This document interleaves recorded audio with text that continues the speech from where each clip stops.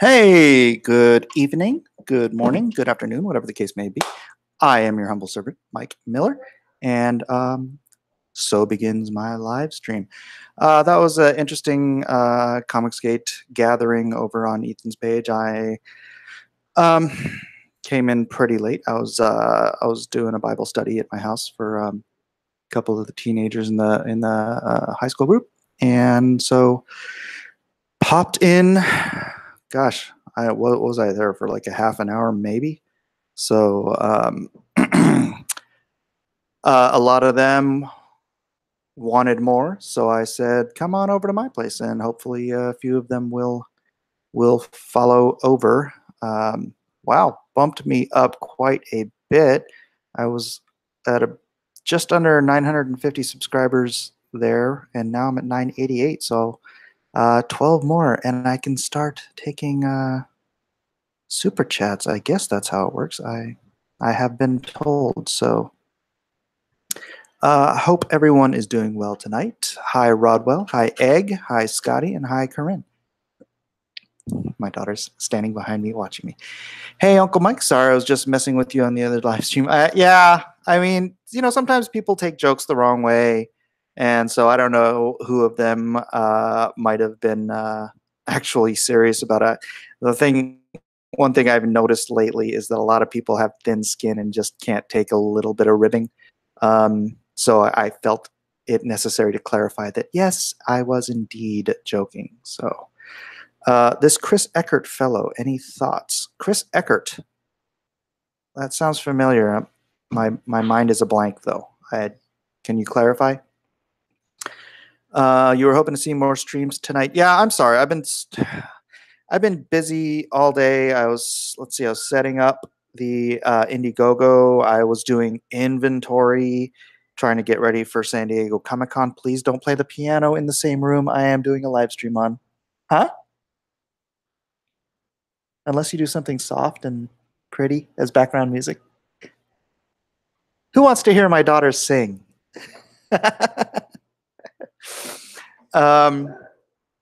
Yeah, so I was yeah, and then I had to do the Bible study, so it was like, oh, one thing after another today. Oh, and I was designing cards.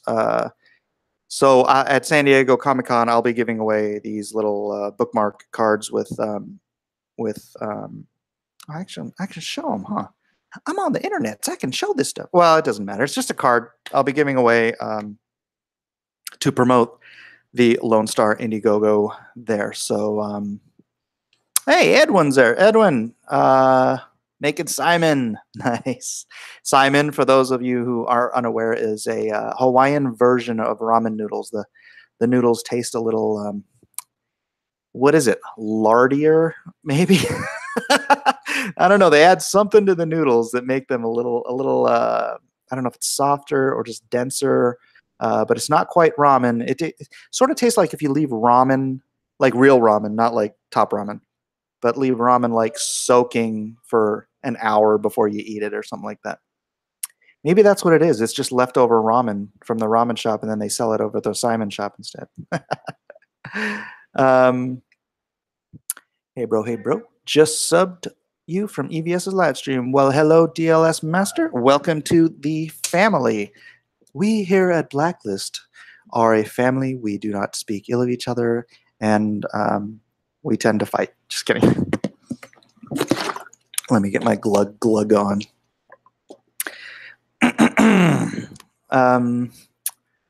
Yeah, Edwin, if you want to come on later, we can chit chat after you're done slurping up your noodles. That'd be cool. Tell her to sing the butter song. Unfortunately, maybe fortunately, she does not know the lyrics to the butter song. He's on Twitter with Tim Doyle talking about you. About me? Oh, now I feel like I have to go to Twitter. So what's his? Who's it? Chris Eckert. Chris Eckert on Twitter. Why are you making me do this? I wanted to have a nice, positive, uplifting chat, and now I have to go look up someone named Chris Eckert.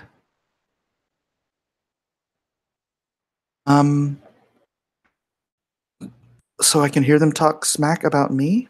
Who would talk smack about me? I am a prince among men. I am an angel of God.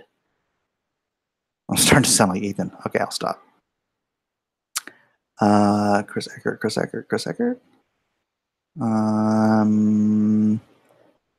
I don't see. Here, let me do a mic. Nothing pops up on his page. Is it at Chris Eckert? I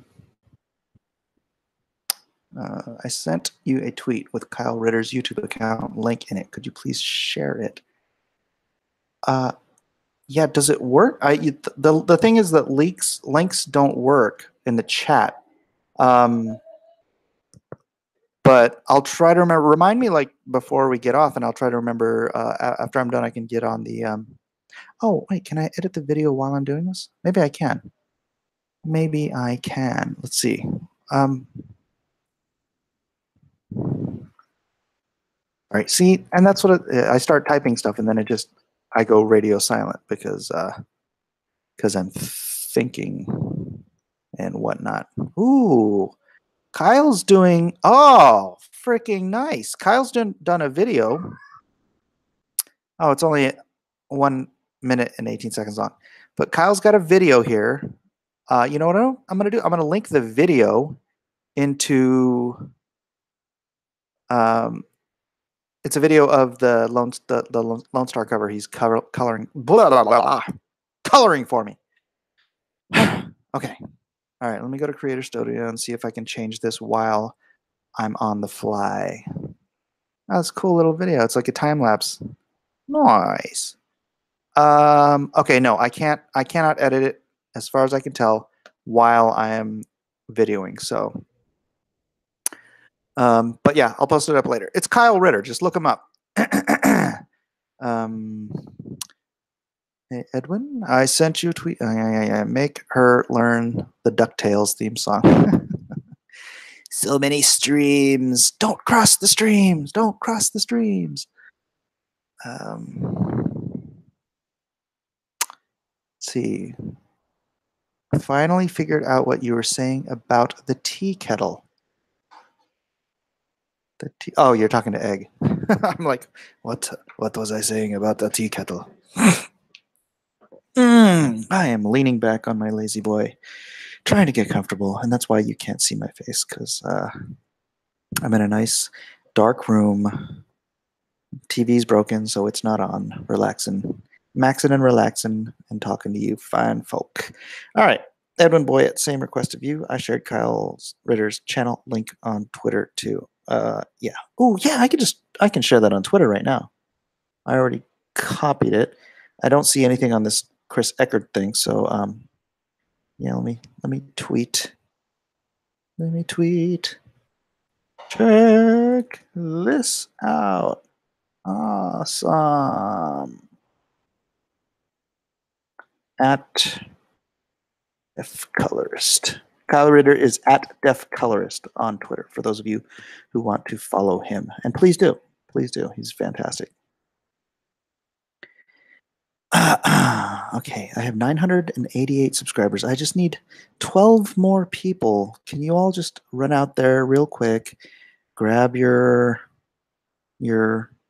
brother, sister, wife's YouTube account and sub to my channel so I can get to 1,000. Fight, maybe next time. There's not going to be any fighting. No fighting in Comicsgate allowed. The 11th commandment, Ronald Reagan's 11th commandment for Republicans is what stands for Comicsgate from here on out. Or at least we're going to try. Edwin, let me slurp down some noodles and I'll come in. Okay, you do that. Twitter full of dumb people. It is, isn't it? But you know what? Dumb people got to congregate somewhere. Satan was an angel as well. That is correct. People should remember that. Satan and Satan's... The things that Satan lures you in with are beautiful and fun and enjoyable and will lead you right down the path to destruction. Sounding like E is a good thing. Yeah, Mike. Jesse says, Mike, honestly, how much does an artist of your caliber cost to do a book for someone? Right around $500 a page is the going rate, 400 to 500, depending on situation. What was your first comic that you remember? What was the first comic job? My first comic book that I remember was that sideways issue of Fantastic Four that John Byrne drew in like 19. I want to see like 1980. Oh gosh, so was that not the 80s? Early 80s. I think it was like 278 or something like that. Yeah, John Byrne was. I mean, he was awesome in his day. Actually, he's doing some really good art now for commissions. And my first comic job was inking the cover of The Arrow #1 for Malibu Comics in 1992. I was going to De Anza College at the time, and I actually wanted to do like movie posters for a living, like Drew Struzan. And I'm glad I didn't take that route because all movie posters now are like just photos and Photoshop and stuff. But at the time, I heard it was the boom. It was the comics boom.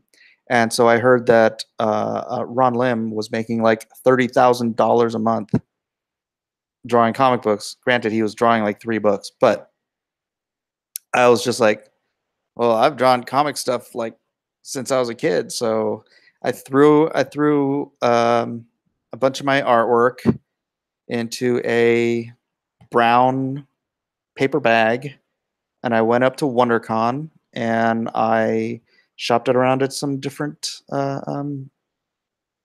publishers. Tom DeFalco, I remember, asked me if I was tracing.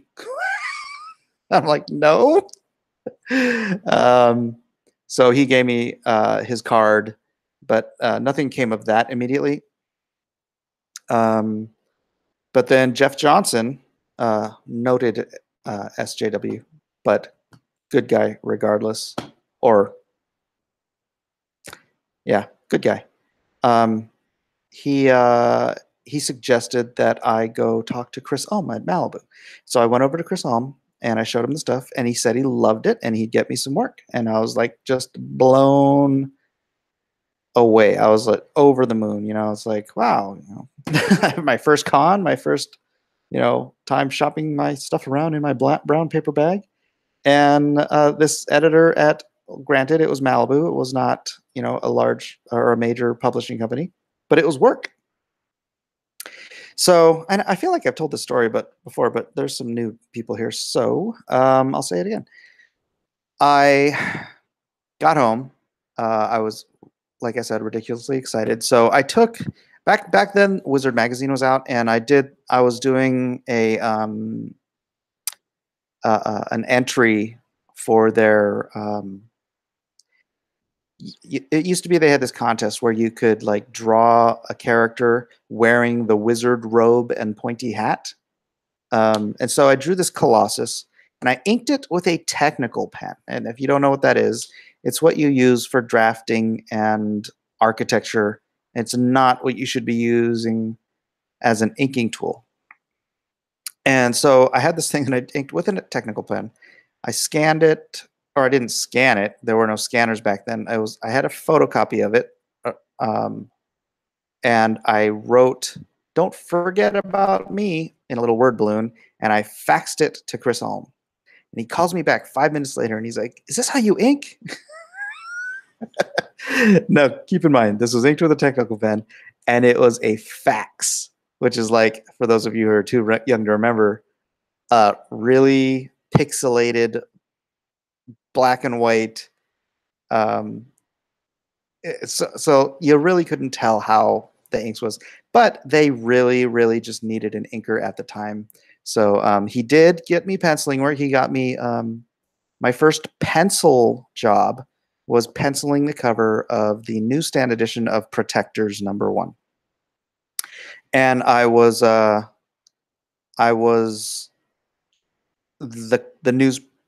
news stand cover artist for Protectors, and gosh, I don't even remember how many I did. I did quite a few.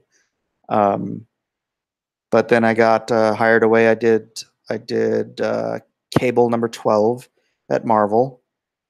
It was right before Steve Scroach came in.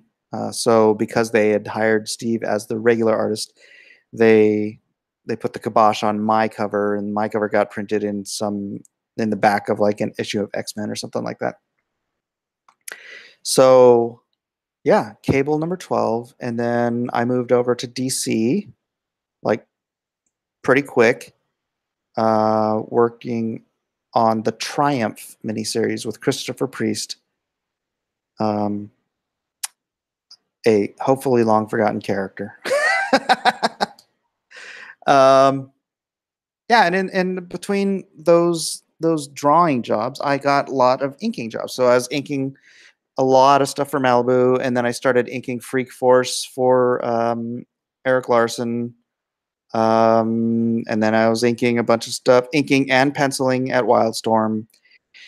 And then suddenly a quarter century goes by, and you're like, what happened to my life? Why?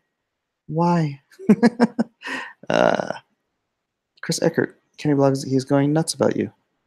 At Kenny Bloggins. Oh, is that his name on? Okay, let me look it up. At Kenny Bloggins. Kenny Bloggins. This better be good. This better not be porn. You better not be naked, or I hope you're not naked.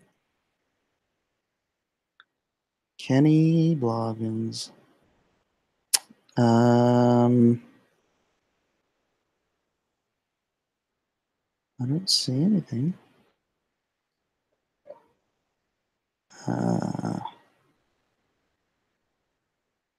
Oh, whoops. I got so distracted relaying Mike S. Miller's press release and his history, I didn't finish reading the email. Oh, that's nice. He's bringing up all my old Hapajap stuff. Awesome. I'm proud of that work. Also, right as all of these strips are coming out, Grant Morrison revealed the Human Flame full name's Mike Miller, then had his hatred help doom humanity. What?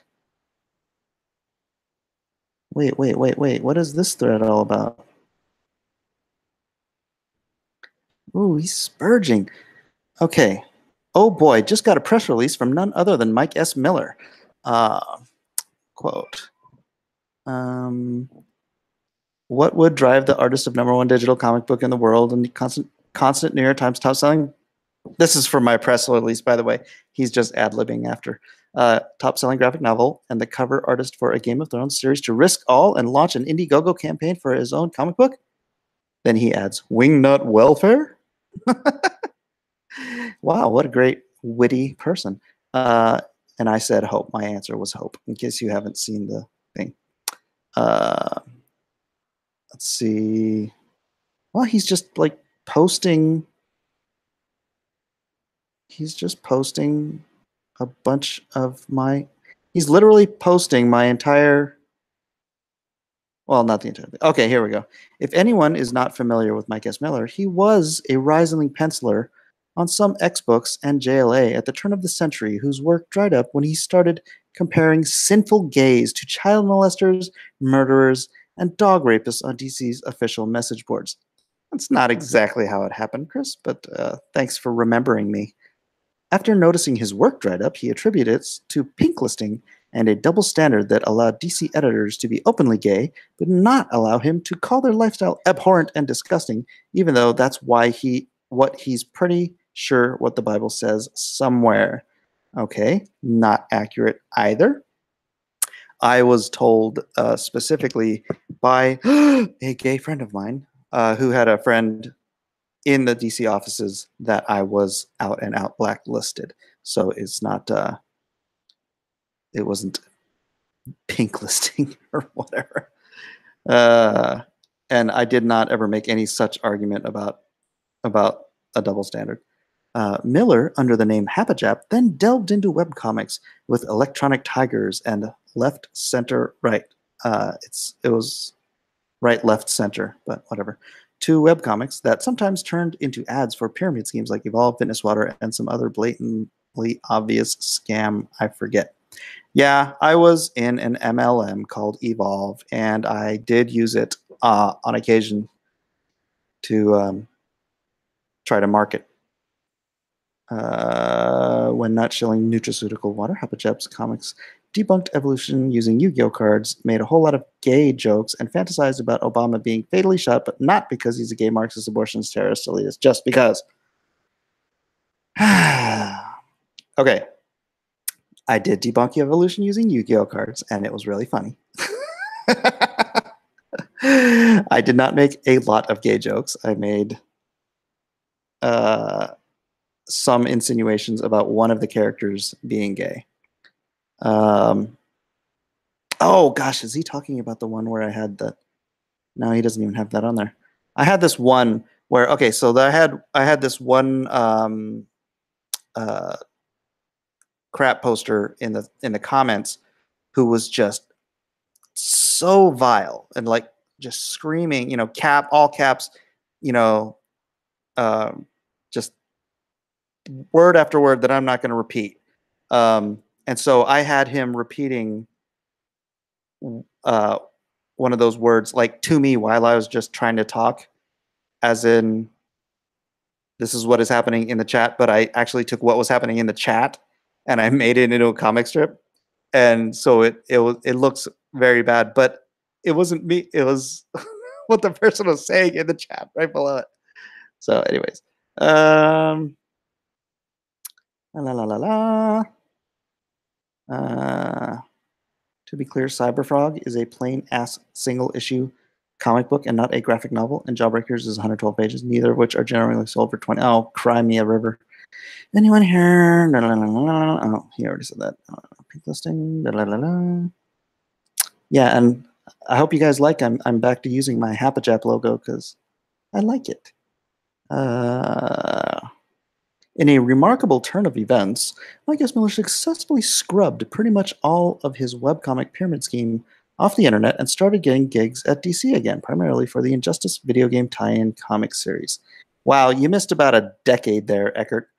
But no, what happened was, boy, if I could go back in time and just continue with Electronic Tigers, I was 8 months into that, and we had 40,000 daily unique readers. I would freaking be rich right now if I had just stuck with doing Electronic Tigers. So the reason it fell apart was because my writing partner and creative partner on that was a black guy named Everett.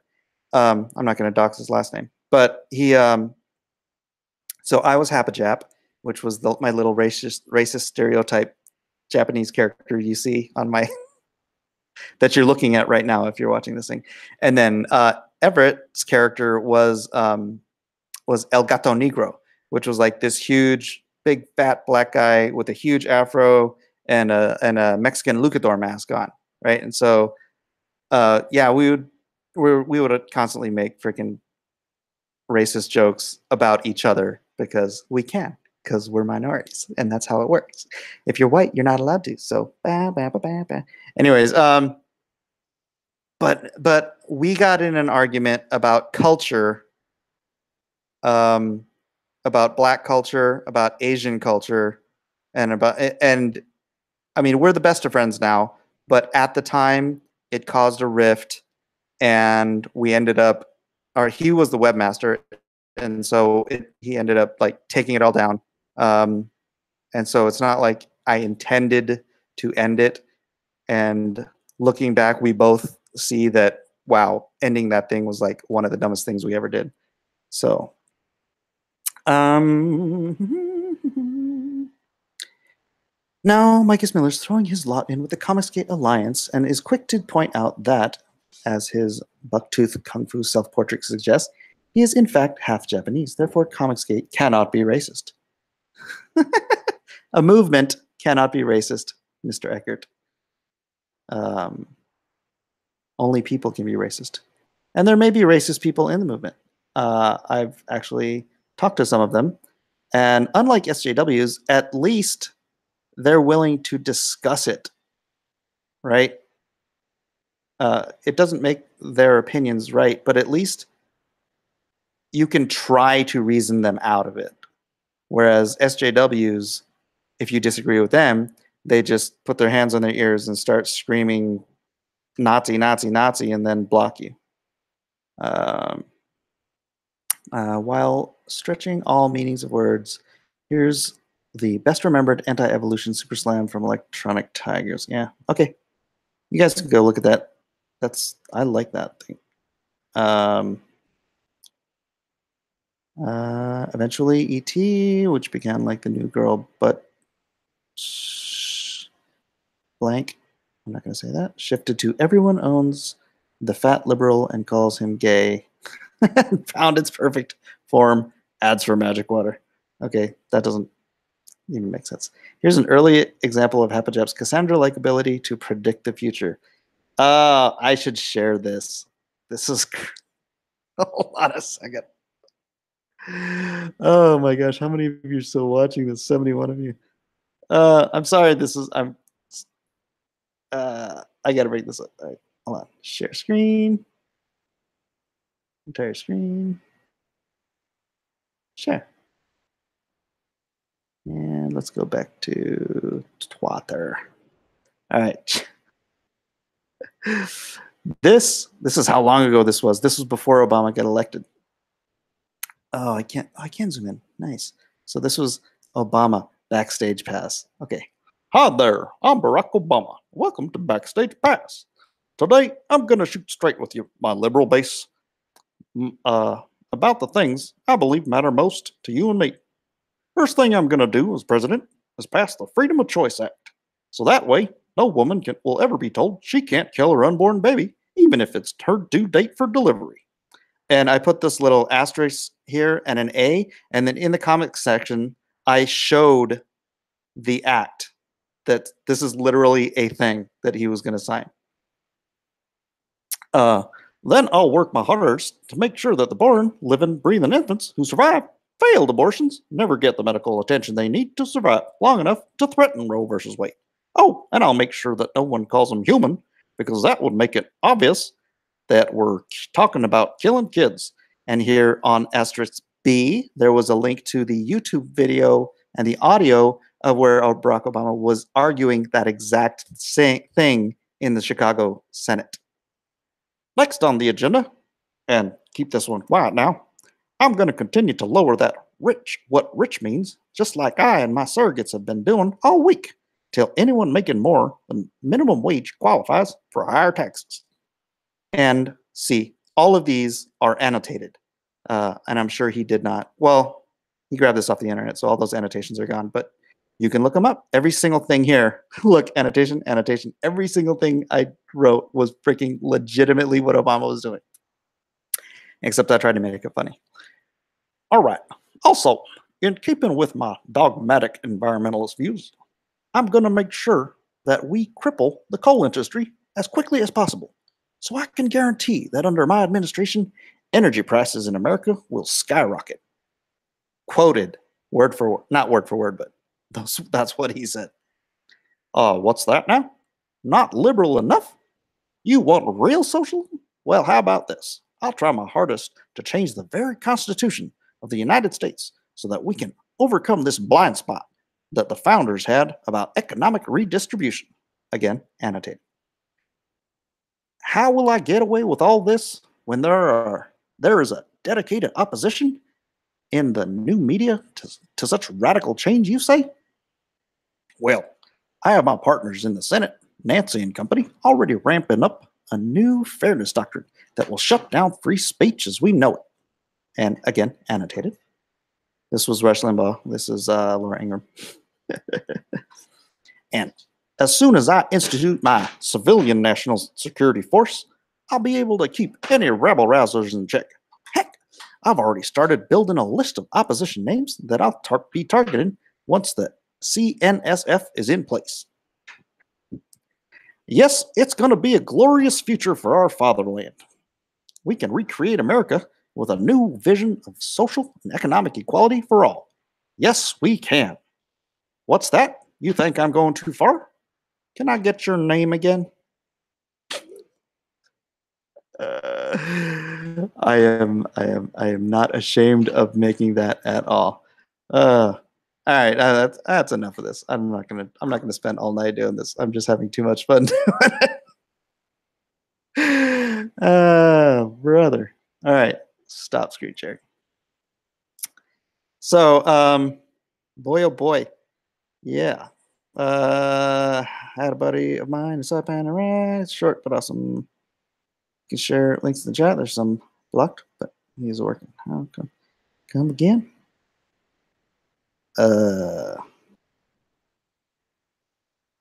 Mike led Edwin on. Oh yeah. Yeah. Let him get through Obama. All right, let me grab the Hangouts link here and drop back into Twitter, or as we calls it, the Twitter.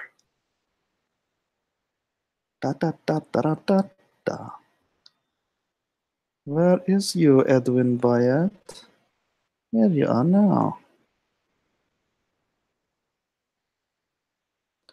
Okay, let us have a little party time with the Edwin.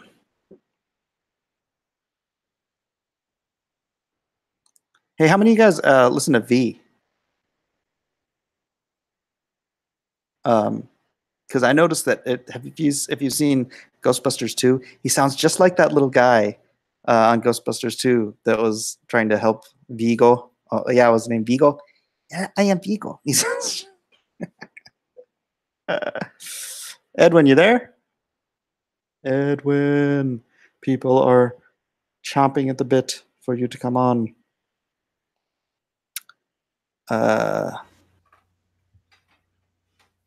What is up, my brother from Hawaii?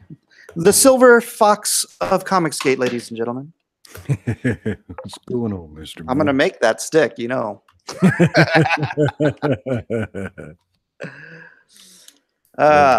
Yeah, you didn't get a word in edgewise at the Comicsgate forum earlier, did you? I spoke up here or there. They definitely had a full panel though. Yeah. Boy, let's go back and see. So what'd you think about my Obama impersonation? Is it better than my Edwin impersonation? It's close. It's close. Well, I had 8 years to work on it. Unfortunately. But yeah, that cartoon, man, I made that thing like back in, oh my gosh, how old was that?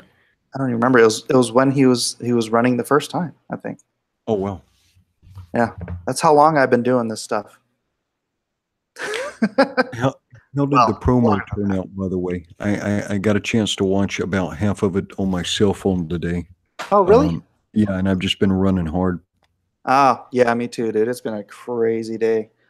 No, it came out great. The sound's a little low. I don't know if I'm gonna see if my son can fix it. He has to like drag the audio file out of the main file and then take it, because we don't have like the fancy schmancy version of the program. So you have to like drag it out, convert it, and then put it back, and maybe he can do it because your volume is a little bit low. He had to do it to mine too.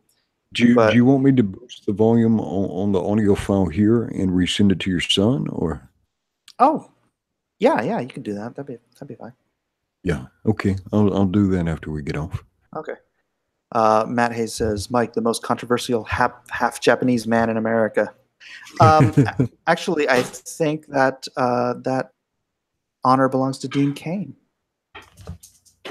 Dean Cain. Dean Cain, ladies and gentlemen. Dean Cain. Oh, is Dean Cain? I didn't know he was half Japanese. Yep. Oh. Yeah. I actually have a video of he and I together at a convention looking at the camera going, Hoppas for Trump! Well, so you ever ask him if he was Japanese from the waist up or the waist down? You're so racist. Why are you so racist? It's the worst. I am a horrible human being. And beloved by all. Edwin doesn't keep up the chat. Maybe tweet him. I did tweet him. Oh yeah, yeah. What is it? Yeah, chisai is what we say here. Chisai, small. Yeah. Hawaii's so funny. You can also say skoshi. Skoshi. Yeah. People like talk about. I've actually heard like more overtly racist statements in Hawaii than I ever heard growing up in the rural South. Yeah. It freaked me out at first. Against the white people, though. Against everybody. Against everybody. Like I heard, like it kind of freaked me out at first. You know, hearing people say all these ethnic slurs, because where I'm from, use an ethnic slur, it's time to start swinging. Yeah, my brother is like that too. He lives there. Maybe you can hire him first to blow something up. I don't know. Obama made everyone want to leave the union. Yeah. You know, it's funny. I did have one friend who left. It was like the one guy I knew who kept his word that, like, if George W. Bush is reelected, I'm leaving. And he ended up moving to, and he's like an out and out socialist.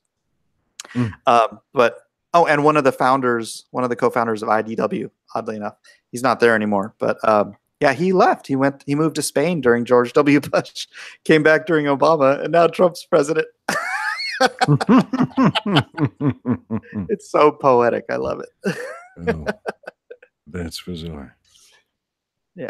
Oh man. Let's see. You guys ever smoke weed? I heard Hawaii has good stuff. No. I am not a weed smoker. I'm not a weed smoker. We do not partake. Sorry. But crack, I'm all over it. I just like the mainline heroin. I don't know what all the marijuana thing's about. So.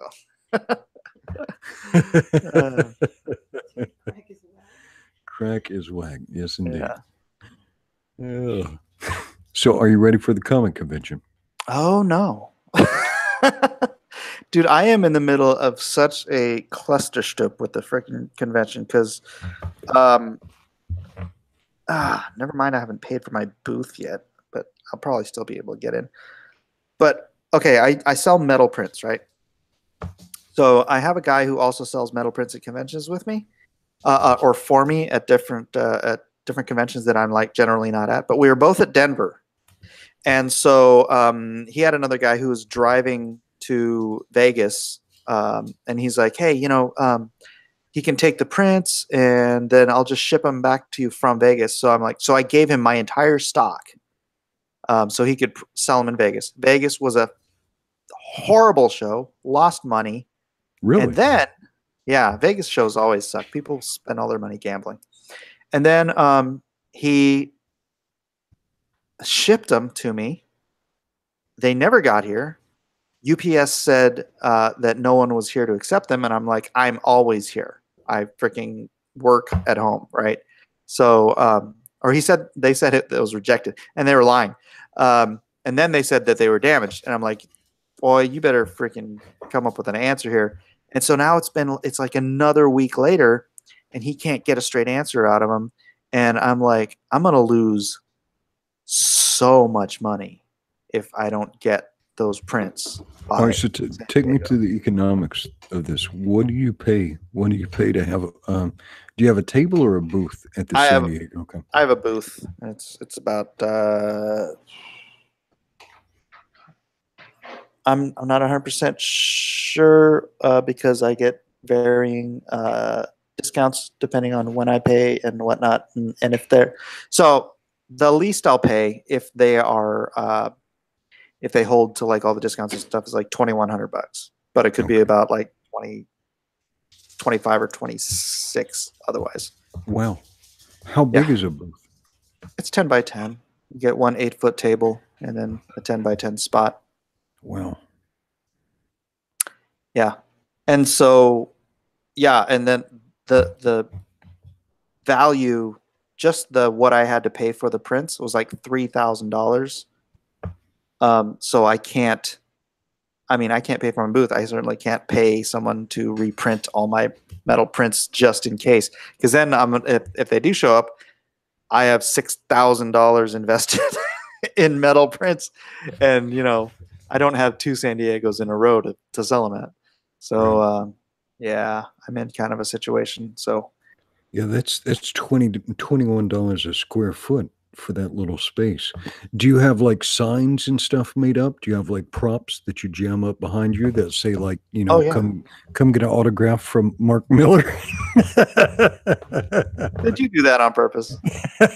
Yes, I did. Jeez, you're killing me with that. You know how often I get that? It is so bizarre that people. I mean, it's weird. I mean, you did it on accident, right? Yeah, no, yeah, I'm running kind of brain damage. We've been so busy this summer, and the other project manager who works with me is on vacation, so we're like way beyond capacity, and the other project manager is gone, and then I've been doing all this Comicsgate stuff. So yeah, my brain is just fried.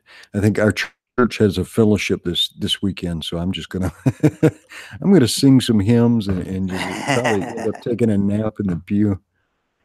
Nice, nice, nice. Hold on a second. Man, it's cooking here. It's gonna feel like probably feels like Hawaii. It's actually really nice outside. If I had an extension cord, I'd just go sit outside and do this. So hey, let me ask you. You're a fan of Vox Day? I'm not a fan. I appreciate his analysis and stuff. I think he's like a very intelligent dude. I don't subscribe to all his stuff. Yeah, I didn't know who he was, and I'm always loath to believe when someone like starts lambasting somebody as a racist and all that kind of stuff. So I just went and I read stuff on his blog, and the one article he wrote that just I'm like, okay, I'm out. Yeah, he wrote some article about how crossbreeding races was bad, and that there was a natural disgust, and that's the word he used, that people have when they see people of cross races together. And I'm like, I'm out. Yeah, maybe if you grow up somewhere in isolation, I guess. But like I've lived in Hawaii like the past 20 years. Yeah. Yeah. My wife is Hapa Hawaiian. So she's Hawaiian, German, and Portuguese. And it's like I can't wrap my brain around some of that. I suspect that some of it is biological. Like some people either have completely that perspective, and it's like biologically rooted. And if you don't have it, you just don't have it, and you can't feel it. You know what I mean? I think it's more situational. Yeah. Like my wife and her family grew up in southern Illinois, Cairo, Illinois. It's a 95% black town. The other 5% is Jewish, and her whole family was there, and they're all Jewish. And I don't want to just use this example because they're black. I'm using this example because it was her situation, right? If it's a location where the population is white, say you're a black family, and every bad thing that ever happens to you happens by white people. Right. I mean, and you start to understand, the animosity, right? But on the flip side, the same thing happened there. Every single bad thing that ever happened to my wife's family, like break-ins and beatings and stolen bikes and everything, it happened by black people because they were the majority of the people there, right? So you develop this intrinsic animosity. And like I said, it works the other way around. It doesn't even matter what the minority/majority group is in that area, right? Like there in Hawaii, there's probably places you could live where it's just all Hawaiians that are going to do bad stuff to you, right? And so you develop this animosity, and it's really something difficult to psychologically untrain yourself from. One of the people that grew up there, my niece's mother is like wingbat left wing, like hippie dippy. I don't want, not dippy, hippie, like so far on the left wing she's about to fall off, right? And she still, because she grew up there, like we're sitting at lunch and we're just talking and stuff, and we're talking about races and stuff like that, and she says something like just full on, I don't even remember what it was, but she says something like fully racist, and she stopped for like 10 seconds. She's like, that was racist, wasn't it? I'm like, because it's ingrained, you've been trained, and she hasn't lived there for 30 years, but it's hard to train yourself out of it. And obviously it's ideal to train yourself out of it. But you know what? We all have bad habits that are going to stick with us for the rest of our lives, and they're not necessarily malevolent. Yeah. Well, people have natural inclinations. And not all people, empathy for other people is not evenly distributed amongst all individuals, right? Individuals have varying levels of empathy. We're just kind of at this crazy point, and most people, I think, are so bored of identity politics. Like they're so sick of hearing it. And most people should probably never talk about it. And the reason I say that is because most people don't talk about it coherently, and it seems like it goes in these never-ending circles. I'm kind of like a civic nationalist guy, but I think in order for that to work, we have to abandon all this social Marxism, all this Frankfurt School speech, all this mind virus stuff that's making people nuts. Because the only way civic nationalism works, right, is if we all kind of agree that regardless of our ethnicity or our religion, that our common identity as Americans is the most important thing.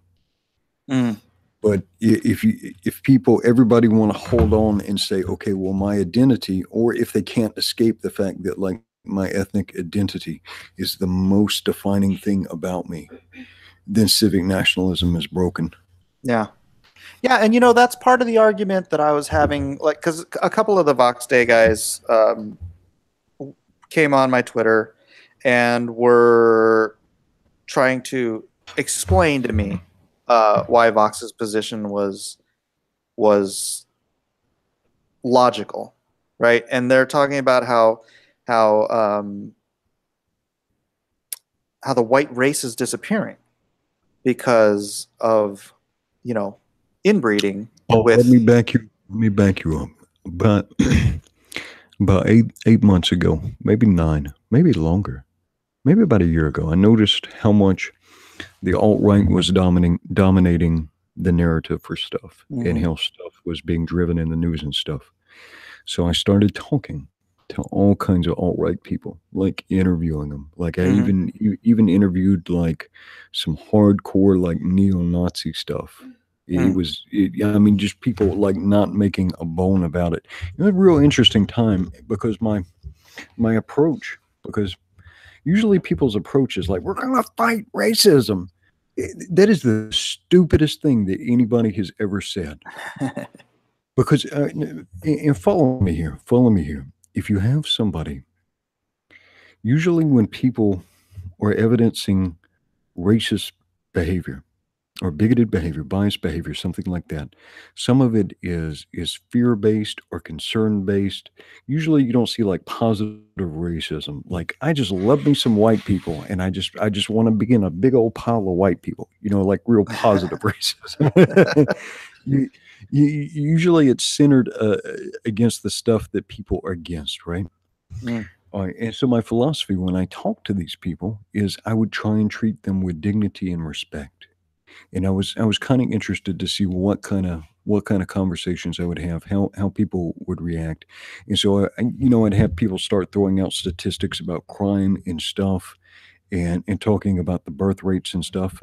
And so I would even tweet to Richard Spencer, and I would say, well, you're talking about white genocide, but I can show you statistically that the highest birth rates correlate with the highest church attendance. And this is absolutely true.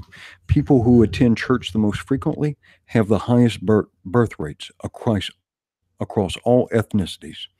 And so I said, but you're an atheist, and this is what you talk about. So if you were serious about white genocide, you would be telling all your followers and everybody who listens to you that they need to be inside their church every day the door's open. And if they're not a member of the church, they need to get down to one and go find a nice, fertile young woman and woo her. And then after you get her pregnant, get her right back in church. And you know, if this is what you care about and other stuff. And I would talk to these guys and I would say, okay, here's the things that are effective. You know, are you saving money? Are you advancing your education?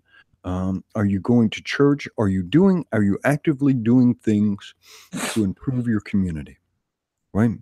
To make it a better place instead of waiting for somebody else to do it. Like, do you know all your neighbors?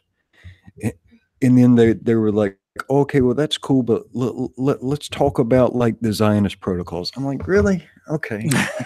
After a while, it just got like, it got to the point where like the white nationalist hated me because, you know, I wouldn't like go full on crazy with them. I would, you know, if they said something that was statistically correct, I would acknowledge it. And I tried to treat them with as much respect as I can because, and you tell me if I'm wrong. All right. I want to change your heart, Mike Miller. I want to change your heart. What is the right amount of hatred I need to show to you to change your heart? 0. Well, okay. Then why is everybody fighting racism? Stupidest thing anybody has ever said. Because all you do is harden people's hearts, right? Yeah, I'm fond of saying that Blazing Saddles did more for race relations than Jesse Jackson or any of the race baiters could ever dream of, because it made race an obsolete joke. Yeah. And if you can laugh at it, you take its power away. Yeah. But we're caught between this stuff because there is like some anti-white narrative, like, you know, this white privilege stuff. Like us, I grew up middle class. My father was in the army. He was military intelligence, and then he worked for a radio station. Did some interesting stuff. But then he got early stage Parkinson's and like went off the rails. So we went from comfortably middle class to my dad digging out when I was about 17. We went from comfortably middle class to like, I mean, we couldn't even see the poverty line. We were hoping to get up to the poverty line. You know what I mean? And so I'm thinking like, I had a very good childhood up to the point where I was like 14. But like my two brothers, you know, they saw some rough times. And like somebody coming up to my brothers and talking about all this white privilege and stuff, I'm like, oh yeah, or you know, rolling up in a trailer park and screaming at some dudes about all their white privilege, and this stuff makes people nuts. It makes people nuts. Yeah. Here, let me turn my. Here, I'll turn this light on. Get my camera on. And sorry for just you and me. No. You know, it's a similar thing. I was saying to them. Whoops, not share screen. Cancel.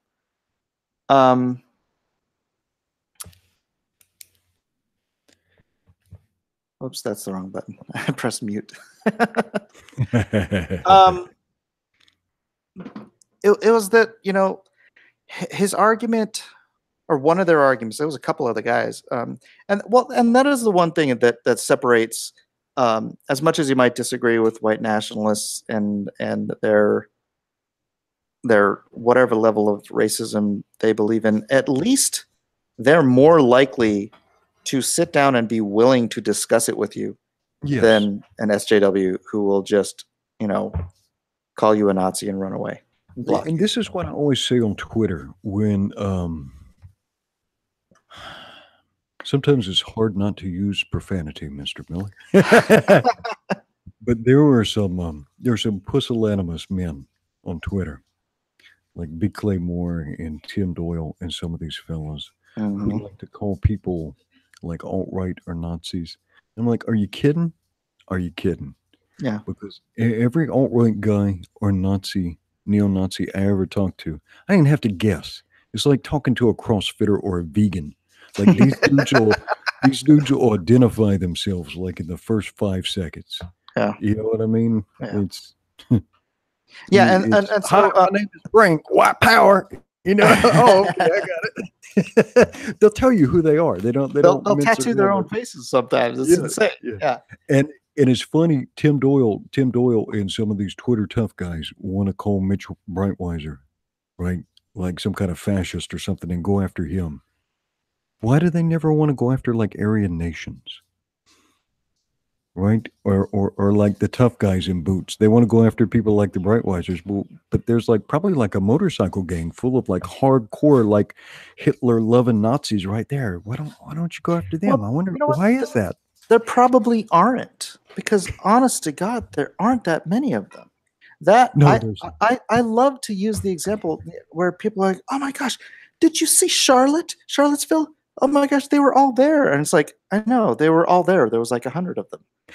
Charlottesville was planned and promoted nationally in every avenue of media they could get their hands on for 2 months or 3 months. And there was like 100 guys showed up. It's like, this is the biggest Nazi rally you can get together in America. Our SPLC, for people who don't know what it is a Southern Poverty Law Center. And they're actually a bunch of scammers, right? Oh, yeah. They're a bunch of scammers. But even you can go on their webpage, and they will tell you that there are only like 6,000 KKK members in the United States. And like 5,500 of them are in retirement homes. Well, I was going to say probably like 5,500 of them are FBI informants. But I think the last time they tried to have like a KKK convention, they had to bus people in from like 6 states, and they ended up like stabbing each other. I mean, you're talking about like marginal people here. Yeah, it's not. But you know what? The left needs them to be the. You're probably more likely to get hit by lightning while eating frog legs on a trolley than you are to get lynched or even ever see a real KKK person in life. I mean, maybe if you live like somewhere, maybe if you live like way down in Florida somewhere or Alabama or like way back in the sticks. Yeah. Like like if Forrest Gump is Appalachia or something. Yeah. People worry about this bizarre, it makes people crazy. Like Charlottesville, it was horrible, right? What would have happened if nobody showed up to protest and no media showed up? These guys would have walked down the street, right? There would have been no energy. They would have got back on their buses, you know. I don't know. Maybe they would have touched each other in inappropriate ways, and then they went home and end of story, right? Yeah. Yeah. So let me get back to what I was saying to these guys. Sorry, I didn't mean to get but no, I'm not a huge fan of Vox Day. No, I think he's intelligent, and I like checking out. It was something Ethan mentioned today. He said that you were a big fan of it. So. I think I may have put them together, and I thought it would be useful for them to talk because he is good on the SJW stuff. I mean, he understands that without a doubt. Yeah. So what I was saying to these guys is that so they were making the argument that the only reason they're fighting for the white race, or however, this is all paraphrased, so don't take away grain of salt, was because the rest of the races were teaming up against them, right?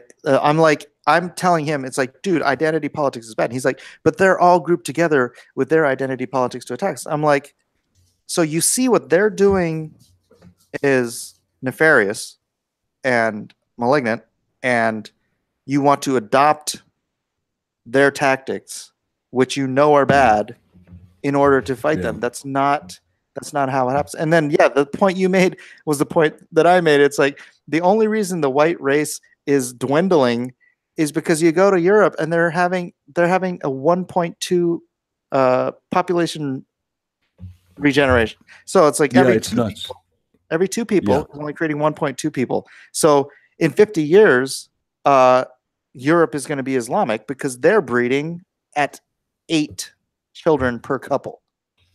Average. So some of them are probably having 16. Who knows?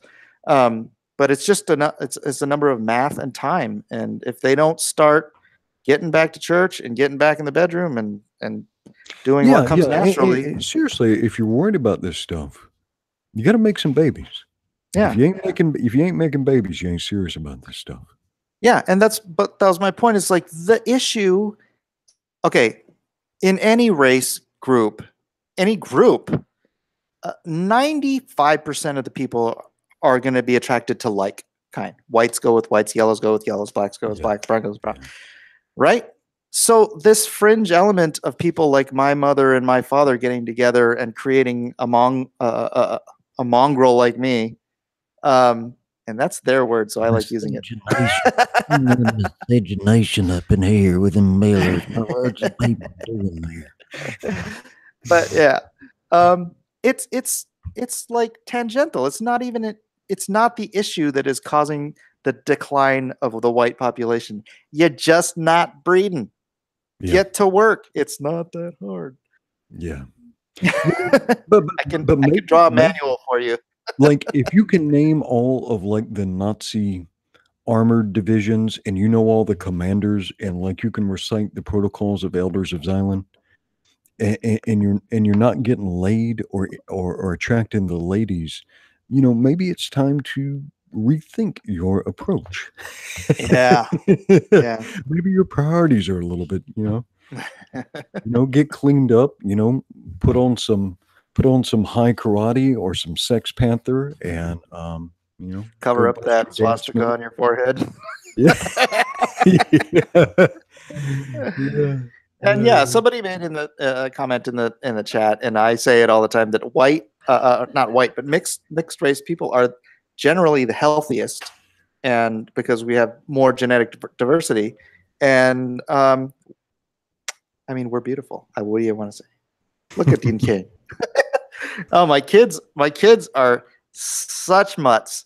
They're so let's see, they're Japanese, they're Norwegian, they're Dutch German or Pennsylvania Dutch, Swiss, English, Scottish, French, Chiricahua Apache, Jewish, German, Russian, and I think Lithuanian. So they're healthy kids. They got genes from everywhere. Like a variety pack there. Yeah. Yeah. Oh, yeah. That was another thing. Is like when I was talking about these guys, they're like, well, it's not like Vox would hate you because you're a mongrel. He'd just think of you, like if you were retarded or you had some other thing that wasn't your fault. And I'm like, being a mixed breed isn't some mistake. It's And I wonder if that's even true, because you've got somebody putting words in his mouth. Well, I know he's actually got some diverse friends. I wonder. I suspect he would treat people as individuals in reality. Yeah, and that's what they were saying. It's like he wouldn't hate you. He'd just think it's not your fault that you're like that. Well, I've never met anybody who picked their parents. Have you? Not yet. Yeah. I mean, if I had known we had a choice in this matter, I might would have been a Trump or I don't know, a Rockefeller or something. Yeah, maybe. Billy Graham. Yeah. Well, yeah, I was going with the desires of the flesh. Nice. Way to make it spiritual and make me feel like a scumbag.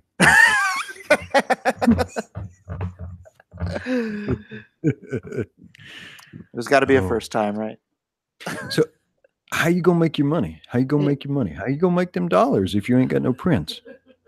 I have paper prints, and I have like one box of prints, and then I have an order in. I'm doing a thing with the local comic book store that has like 6 booths, and so he's gonna be selling my metal prints. So I already had an order in for metal prints for him. But then I talked to the lady, and I'm like, I don't have the money to pay for these, but I could probably pay you after the con if you want to do it. So I'm getting a smaller order in of metals from her. It's just not. I mean, I had like I said, three boxes, like boxes of these things, and it's about $1,000 a box. Just the cost of the prints. So I can't go that much, but I'll have stuff. I'm gonna lose some money if the other prints don't show up, but I needed some sort of a backup plan in case they don't, you know. But I'm gonna be there pimping Lone Star. I'm getting these cards printed up, nice. And I'm having like 2,400 of them printed up, so I'm gonna be handing those out, pimping the Indiegogo. That's why I wanted to launch it before San Diego, so that people could, you know, bam, right there. And maybe I can even be like, look, if you show me the receipt that you just purchased something, I'll give you a free paper print, you know, and it'd be like a free deal for them. Might cost me money at the show, but it'll blow up my well, maybe not blow it up, but it'll help. Yeah, and everything helps. Yeah. Yeah. Well, what else can you do? Can you do like Dancing with Mike or something? Like, what else can you do for that?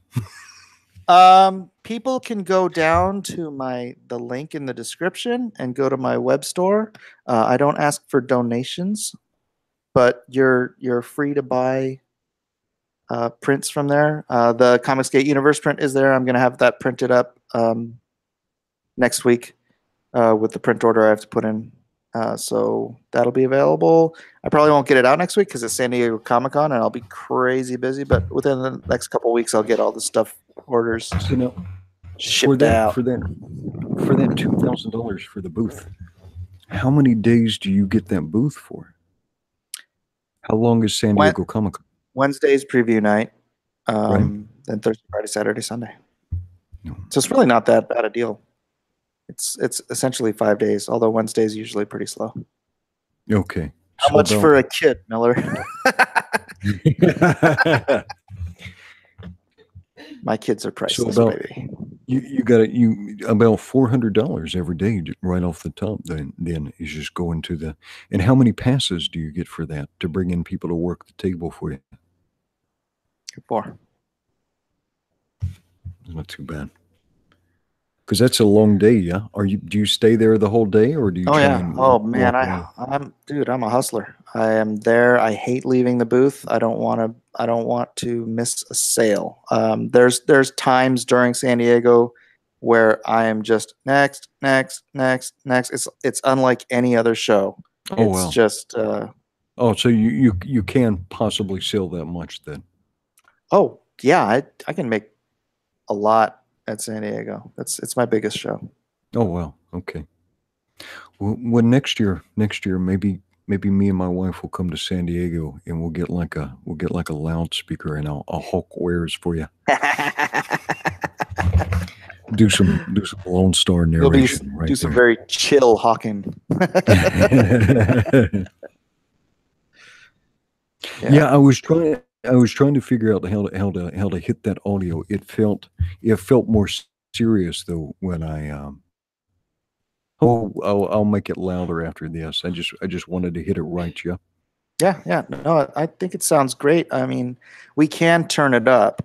But although if you have the equipment, it might be just easier for you to do it and then send it in. Although what we did was we spliced the last one you sent because you left off the front and the end. And yeah, well, I thought you. Yeah, I remember you gave me the notes and you weren't sure if you wanted it. So yeah, but I like it. Oh, okay. The way it works now with the video, you have to Watch it, man. It's my son did a great job on the video. I think he's going to get a lot of work because I've been pressing. I did a video yesterday. I don't know if you were on there. I don't think you were. Where I was going through all the stuff that I'd studied and learned about doing crowdfunding a long time ago. Because I'd been planning on doing this for a long time. The first thing I wanted to do was build up a email list. But the fact of the matter is that, okay, so there's all these different avenues that people take, that you should take to do a complete crowdfunding package.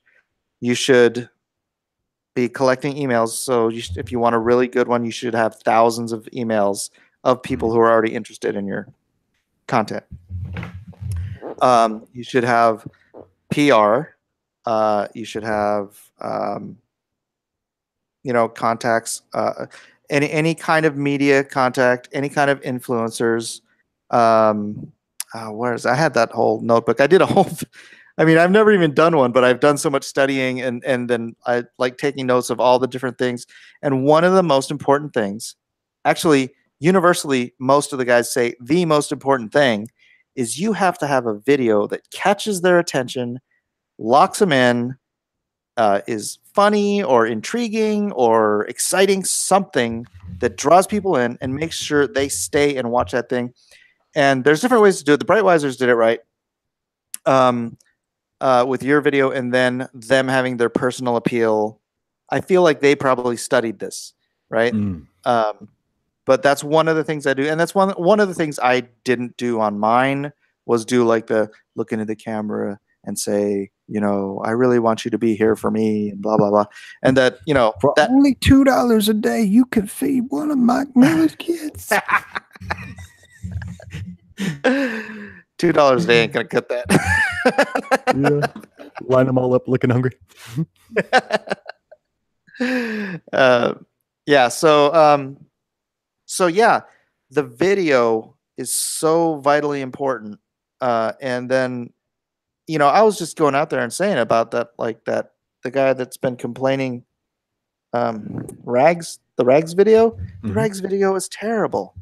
And I'm not cutting him down. I'm saying, and I tweeted to him today. I'm like, dude, fix your video.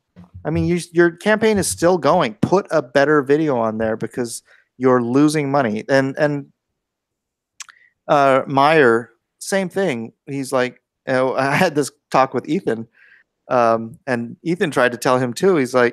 I'm like, dude, that video is horrible. I can't even watch it. I watch a lot of Richard's stuff, and I can't watch that video because it's supposed to be your hook. That's your hook. That's your intro.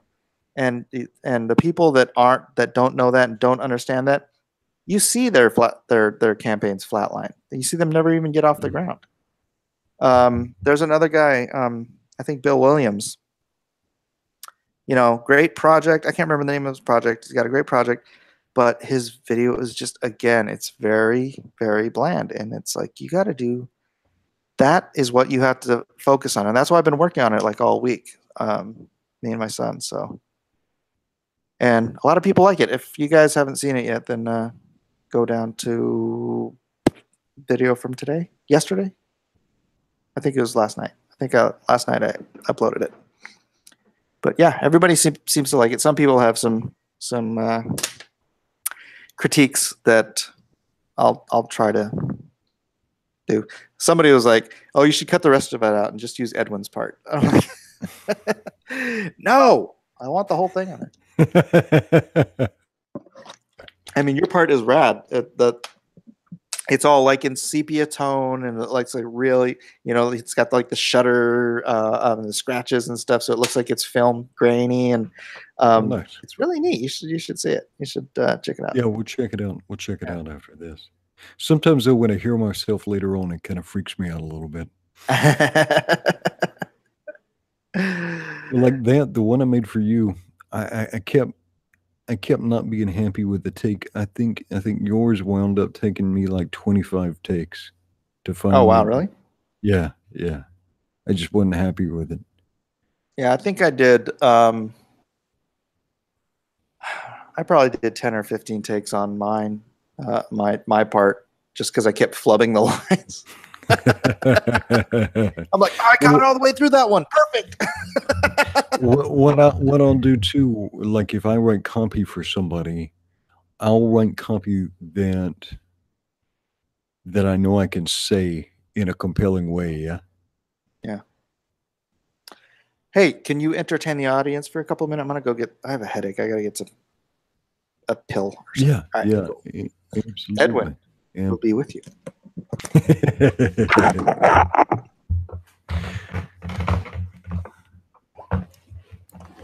Do we actually have a moderator tonight? And is somebody just being, sometimes people say stuff that offends us, and we have to decide what we want to do with that, right? You have to decide what you want to do with this. Like, who is this fellow? Wow, that is a long name. Okay. Not my fault. You're too low IQ to understand. Okay. Well, assuming most people are of normal intelligence, if I make an argument and people don't understand it, I've made a mistake. Like if people give me feedback, like people tell me I need to get a pop filter, and I really do, and I'll do that soon, and they've given me other suggestions or criticisms, or people have told me they didn't get something, I could get angry about that, or I could look at it and see where I can adjust, what I'm doing, right? Because if I've not resonated with somebody, or if they don't find it compelling, I don't need to blame other people. I need to look at what I'm doing myself, right? And so when a troll comes in here, if this is what he is, look at okay. Yeah, and it looks like he's just trying to provoke an emotional response. So I totally even comic book.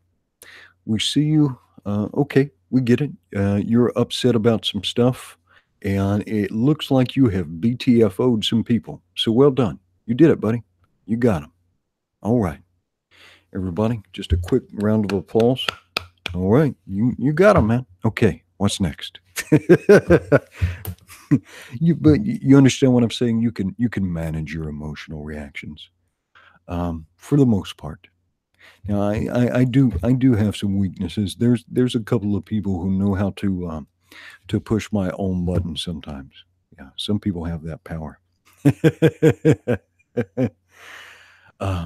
I'm more likely to get upset on behalf of somebody else than myself. Right? I'm 45 years old. I'm probably at least halfway through my ride on this planet. You know what I mean? I know who I am.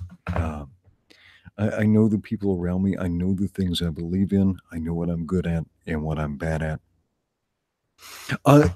What I get sometimes where an egg chin 6 gets me on this sometimes. Sometimes I get a little whistle. And I think it's probably just like the tension in my face or the way I'm breathing. But yeah, I'm trying to fix that one. And so I could get upset by it. I was just mystified a little bit. So you heard it when I said mystified. So probably what I need to do is get like a better filter, and I probably need to drink more water, because I drink probably about a gallon of coffee a day and not enough water. So when people give you criticism, you got to use whatever intelligence, whatever cognitive faculties that God gave you, and decide if that's something like, yeah, okay, very good, yep. If you think so, if you think that certain preferences, sexual preferences, suggest a certain voice, okay, that is probably is that a man? That sounds like you're one of them comic skaters. You're not one of us. Say something racist so we know that you're a comic skater. We got it, buddy. You gotta go. There's got to be like a handbook or something, like how to troll or how to blow them dudes out, and then like scan that, practice a little bit, because anything you want to be good at, Anything you want to be good at, you've got to practice, right? And so you can't just think you can show up and be good at trolling and you're just going to blow somebody out without some work, all right? You, if you want something, you've got to go for it. So you're going to have to put some work into it. Come back with like some cool zingers, maybe something about our penises, the way we speak, our mothers, maybe our mothers like are promiscuous or something. Maybe our mothers, or maybe somebody lives in a basement. Practice this stuff, come back, and then show us what you got, and maybe it's entertaining. But yeah, you got to put in your work. Even if you want to be in a troll, even if you want to be a troll, you got to put in your work. You can't just show up unprepared. I show up unprepared every time. Well, I think we have a troll, but he's not particularly good at it, and so I'm trying to give him some encouragement. That's and nice. so there's things you can learn, like the Pareto principle, right? Where like 20% of your effort gives you 80% of your results. And somebody mentioned mom jokes. Mom jokes are probably an absolute fundamental of trolling, and you gotta get your delivery down, right? Yep. You gotta get your delivery down. If it was 10 years ago, like something about sexual proclivity would be good. But now if you're like an SJW type of troll, yeah, and you're using this stuff, it's like, well, now you're going to have to report yourself. And so what do you do with that? I don't know. What is the sexual proclivity of trolls anyways? I don't. Are they Z's? Or are they... I guess it's everything you can do under the bridge, right? And whatever kind of loving you can get in under the bridge is the sexual proclivity of a troll. Jiminy says, "Do you want me to ban people or let you do it?" Don't ban anybody. No, he's good. Is he saying something particularly egregious? I don't want something about Richard Spencer or something. But I was trying to help him because, like, if you are actually like an expert tier troll, I mean, that is a whole genre of entertainment. And like, if he were to come in here with some good stuff, that might be fun. You know what I mean? Yeah. And if nothing else, maybe he'll make us humble, right? Bring us some humility, because he'll come in here, blow us out, and we'll have to be like, wow. Hey, if you're gonna troll, bring your A game. That's all we have. Bring your A game. Told us. Yeah. Ban and then trolls, all the chat will clap for you. It'll be amazing. It'll be amazing. And then you can go back. You can go back to the Antifa club, the Antifa anime and Antifa or Marxist club, and you can be like, I totally blew those guys out. And they'll be like, yeah, let's do stuff and touch each other inappropriately. It'll be the best. Hey, I am over 1,000 subscribers. Thank you, everyone who came in new tonight. Man, that's nice, fantastic. I can figure out if I can figure out how to do the chats, super chats, and whatnot. Although nobody will probably pay for them because I read everybody's chats. Yeah, sorry, Mr. L. I don't know what Antifa do at their meetings and stuff. You think they use like Robert's Rules of Order? How do Antifa, like, I'm not talking about like when they're protesting stuff, but like if they're just like having like Antifa tea party. Just when they're doing like their sweaty yoga parties. Yeah, and like you show up with like some little finger tofu sandwiches, and like how do you think it goes? You think they have dance parties?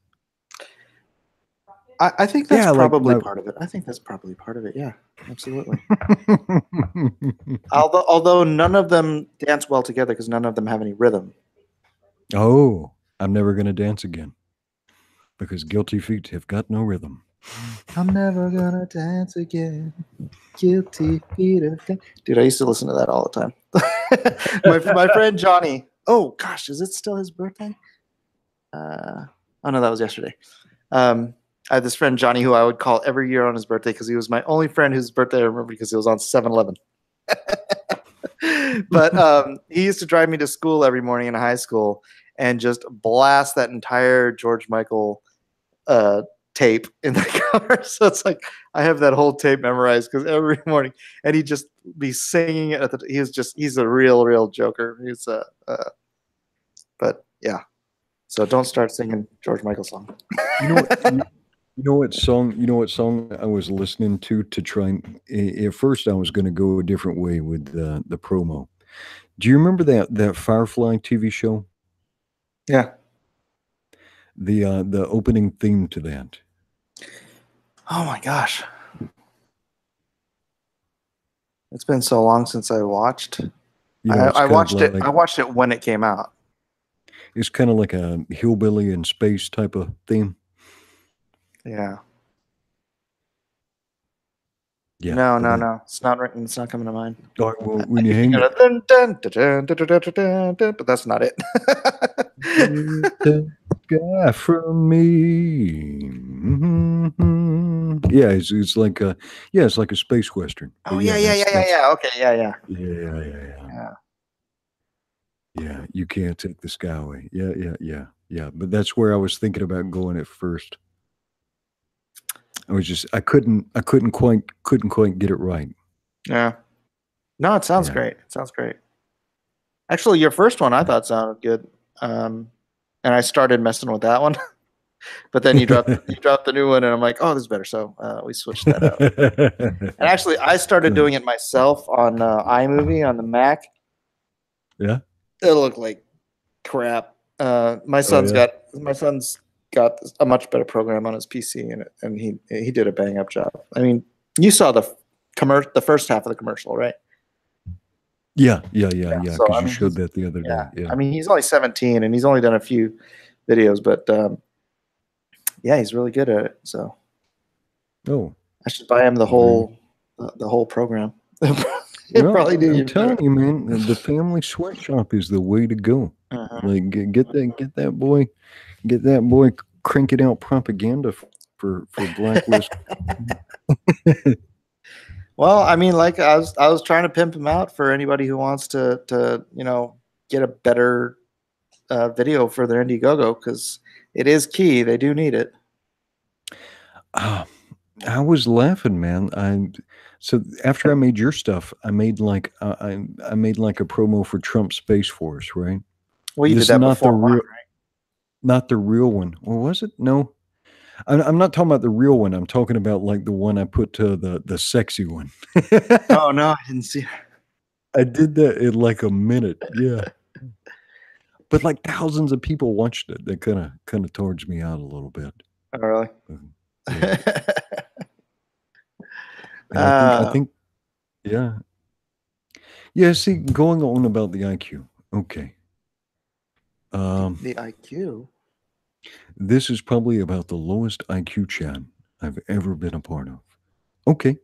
Well, so if you have this high IQ, though, and so here's the part of the trolling, and so I'm guessing this is like the pickle Rick and Morty type of troll, I guess, because we don't have a high enough IQ to appreciate your trolling, but like if your IQ's that high, why are you hanging out with us plebeians, right? Why not? If you've got this brilliant IQ, and you're such a fantastic person, and we're so miserable, and yet you choose to be with us. One of these things doesn't jibe. Go get more practice and come back. I don't want you to go away. I don't want you to go away forever. Just get that practice in and come back. Like, bring us your A game, because right now you're bringing like the Cliff Notes. So yeah, get good. I don't think that guy's probably ever passed an IQ test. Get good, son. Get good. You want to try to get to triple digits, buddy. Triple digits.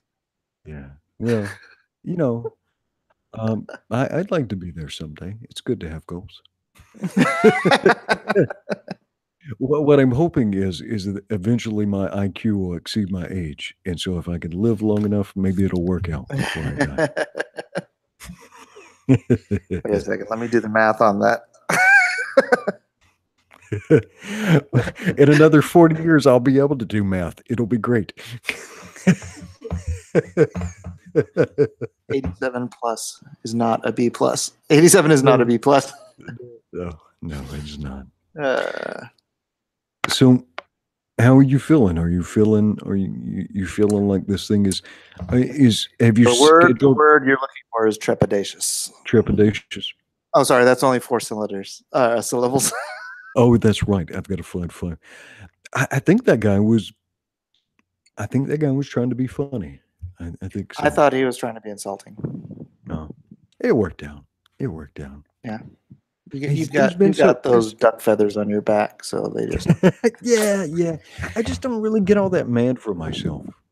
I just yeah. don't.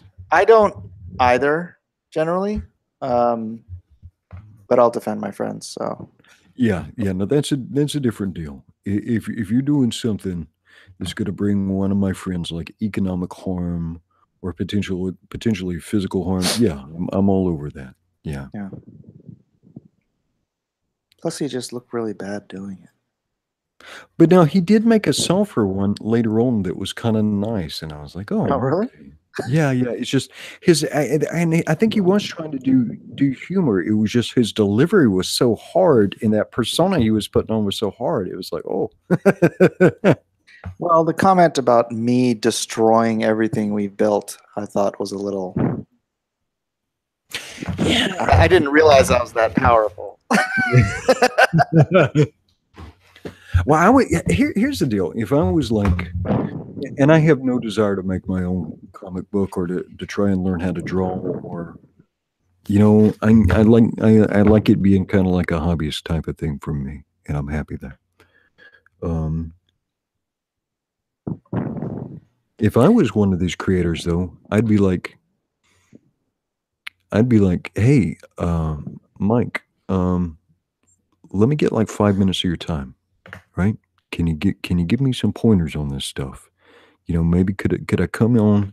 Could I come on, show you my script, or show you a couple of my drawings? Maybe you give me some useful criticism, right? Yeah, I do it all the time. Yeah, I would be if I was one of these, and I call them the young guns, yeah, because sometimes people call them smaller, and it's like, well, smaller. Nobody wants to be smaller. Nobody really likes that. Well, So, in the publishing world, it's small press. yeah, It's just- I know, but psychologically, nobody wants to be called smaller. Yeah. Yeah. No, I mean, I made the point. It's like nobody, and one of them's like, "Oh, I tried to reach out." Gosh, I don't want to get negative, but Yeah. one of them did say they tried to reach out to EVS, and he never responded. I respond to everything. If you DM me, or if you just tweet me and say, "Hey, can you DM me?" I'll add you, and you can DM me. Or if it's on Facebook, I've responded to every single Facebook message I've ever gotten. Except for this one guy who's like weird and he keeps messaging me, and I'm like, dude, it's enough. But I don't block him. Yeah. Right? I am a very, very accessible person. And Ethan, probably gets a gazillion more times more stuff than I do. But yeah, all any of them would have to do is say, hey, did you mean what you think I meant by that? And I'll be like, no. Do I look like a jerk? I mean, maybe I do look like a jerk, but that's beside the point. I'm not. Well, okay, I can be, but I try not to be. Yeah, we call that punchable face. It's just, sorry, I've just got a punchable face. I didn't mean to look like this. It just happened. I apologize. Yeah, Sketch Therapy said I was so mad when I saw him talking about you instead of I'm sorry, my spelling sucks. Yeah, Sketch, dude, you really let him have it, and I appreciate you defending me. But yeah, try to bury the hatchet a little quicker and not in their forehead next time. Wait, all right. So, but again, if I were one of, and I've said this to a couple of people, like, you feel slighted, if you feel like somebody's throwing shade or whatever, but what's your goal? Is your goal to impress people with your work and to convince people to consume your work, right? Because there's so much material out there now that it's hard to get even people to look at free content, right? Yeah. Much less pay for something. So it needs to be quality, or you need to have you've got to give people like a compelling reason to take a chance on you. Right? And so if I was one of these young guys, you know, whether they're 20 or whether they're 40, and I was trying to get my first comic made or my second comic made, and I hadn't got a lot of traction, I would be people have unprecedented access to comics professionals now, right?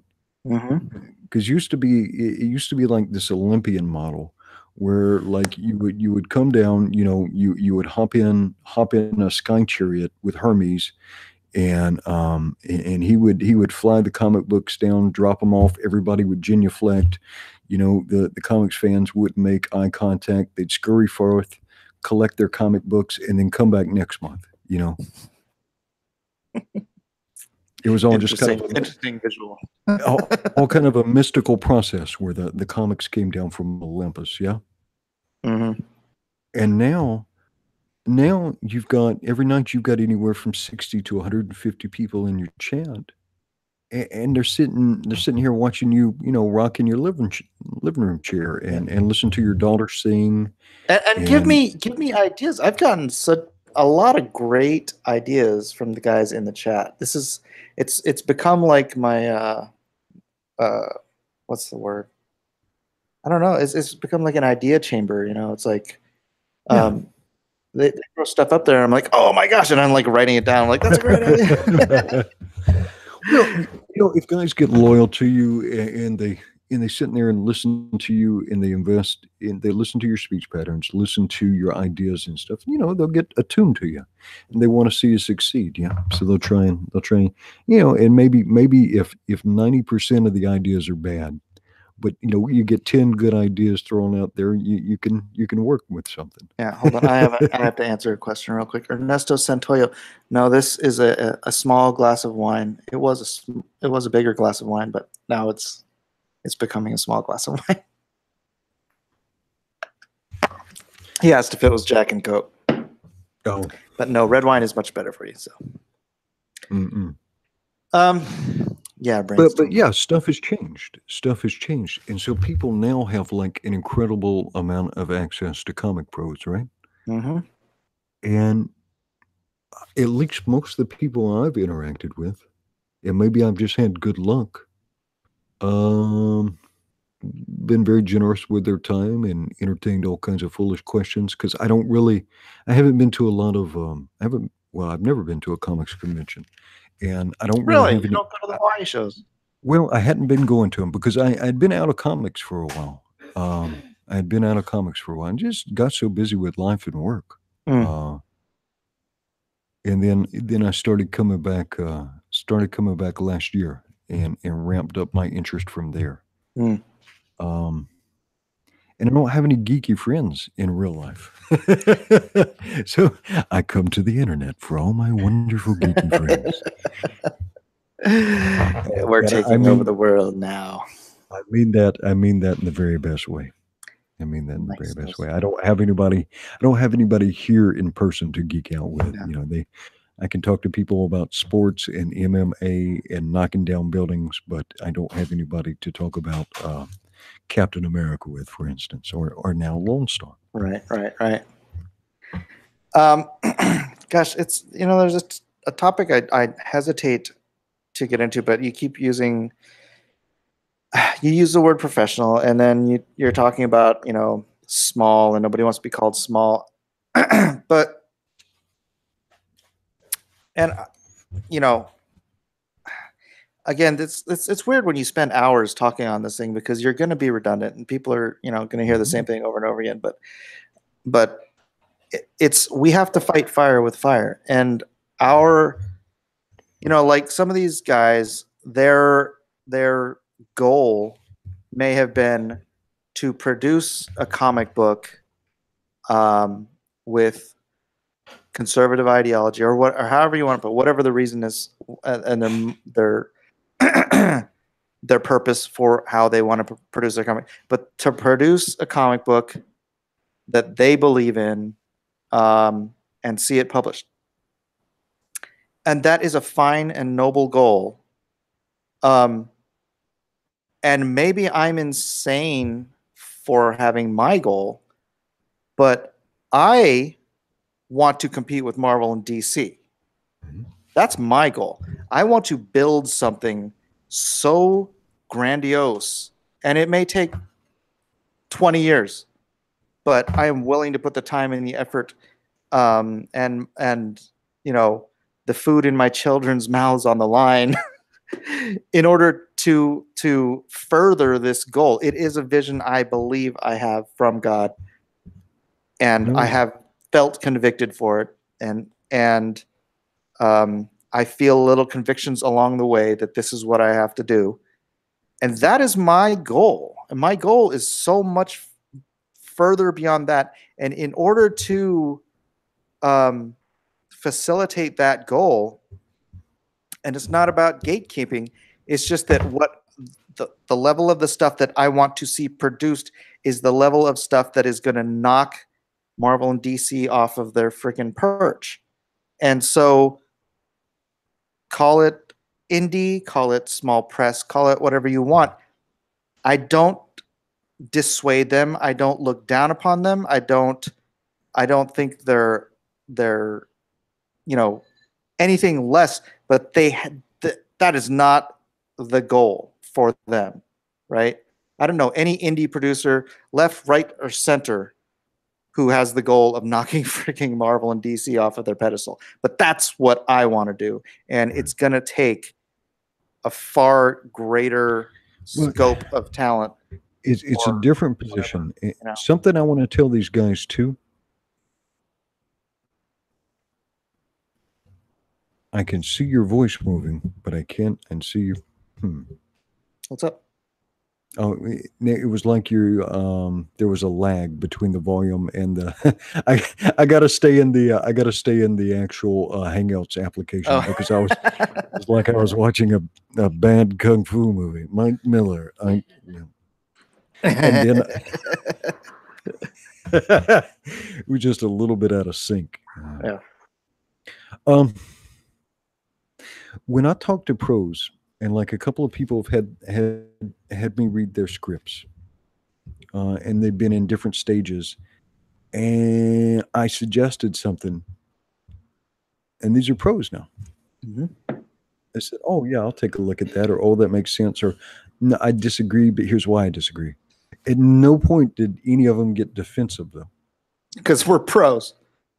Yeah, it was more about how can I iterate to improve my quality. Yeah. Or I believe I have quality, and here's what you're missing. This is why I made this decision here. That is the mentality of a professional. But there's no defensiveness, right? No. I mean, if there is, you freaking swallow it, because you're asking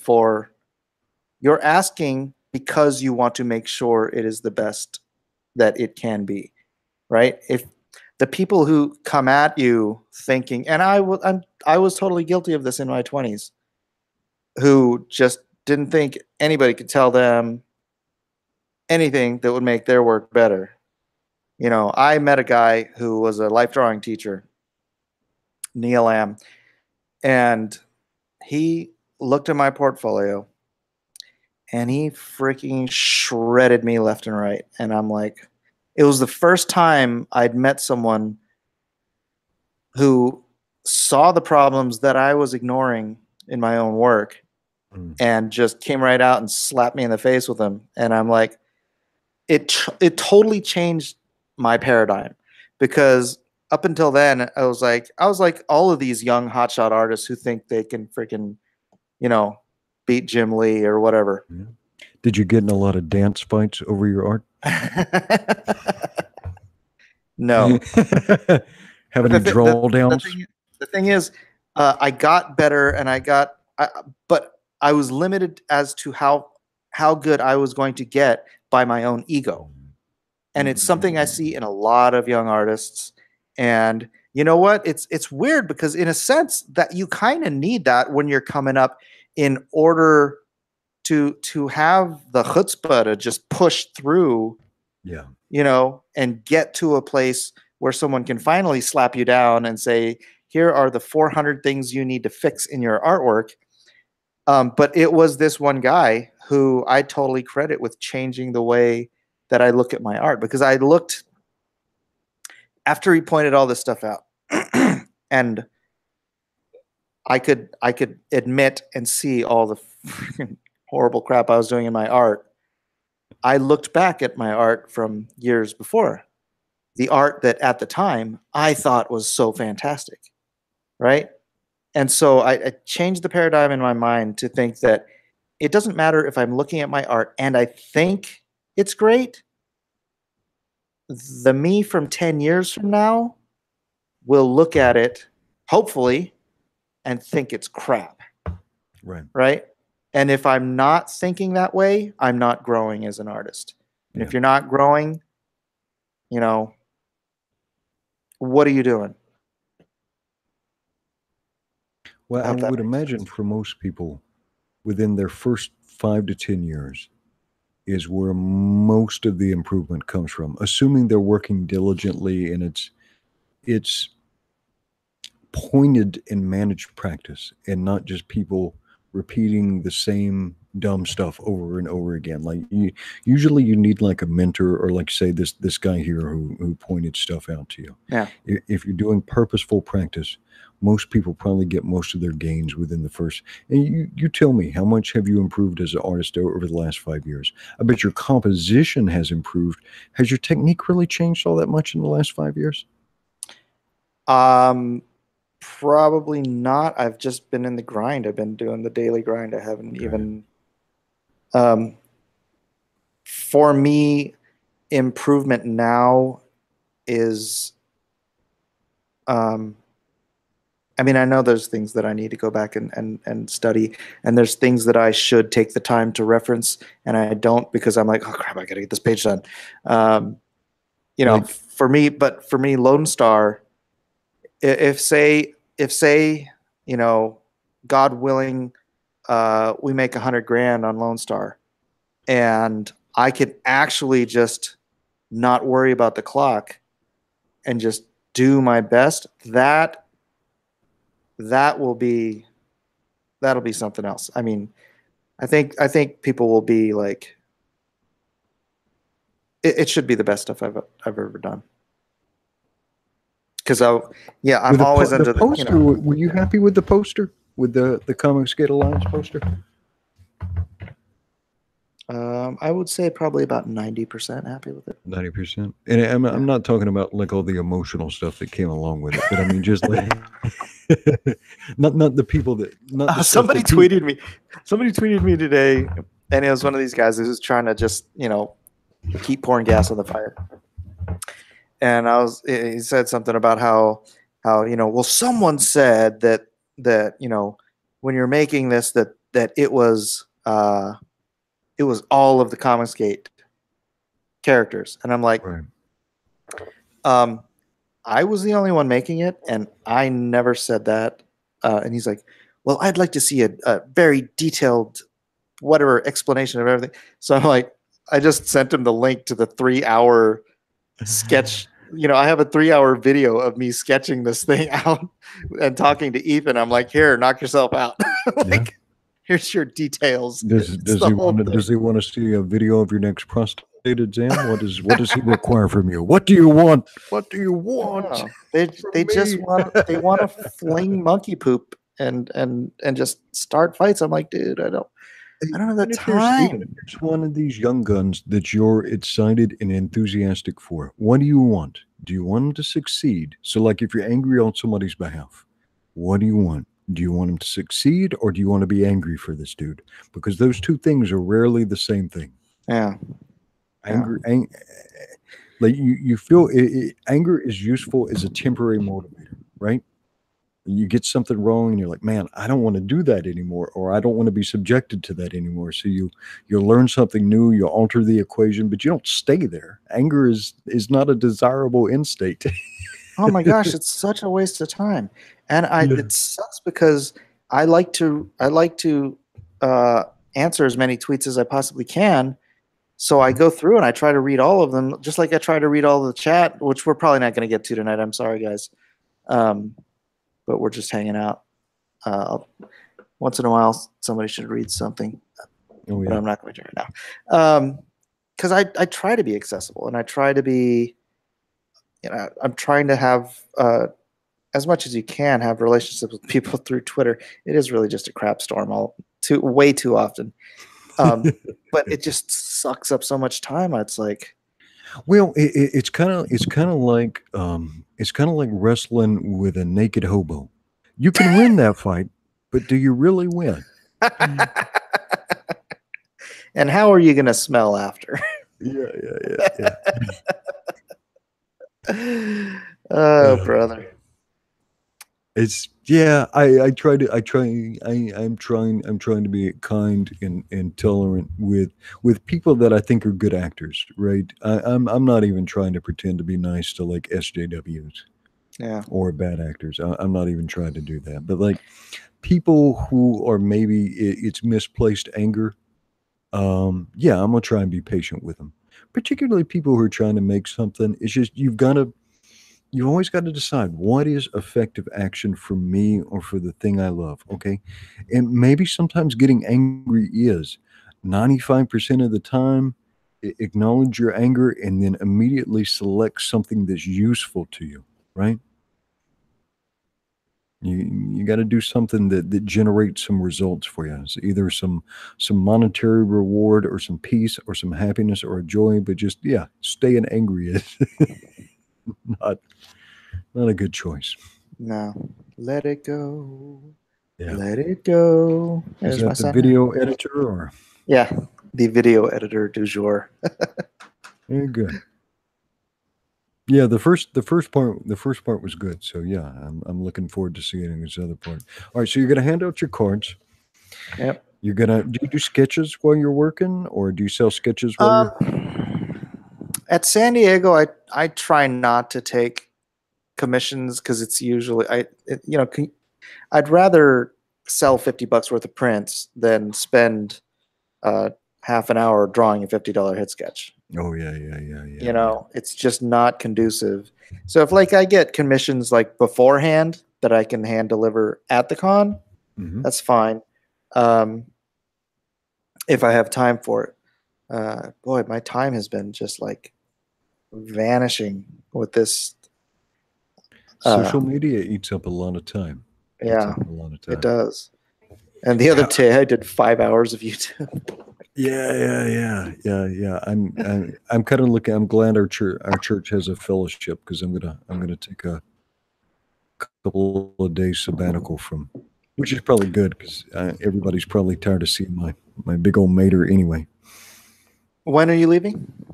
Well, we're staying, but it's just it's here on Oahu. Just our other sister churches will all come to Kaneohe side, the church I go to. There are so many churches on Oahu.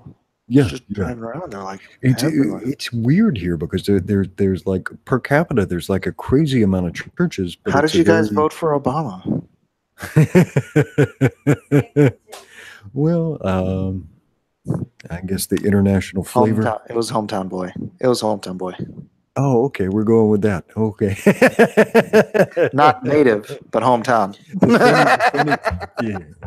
The funny thing, though, is the birth certificates here are administered by the Hawaii Department of Health.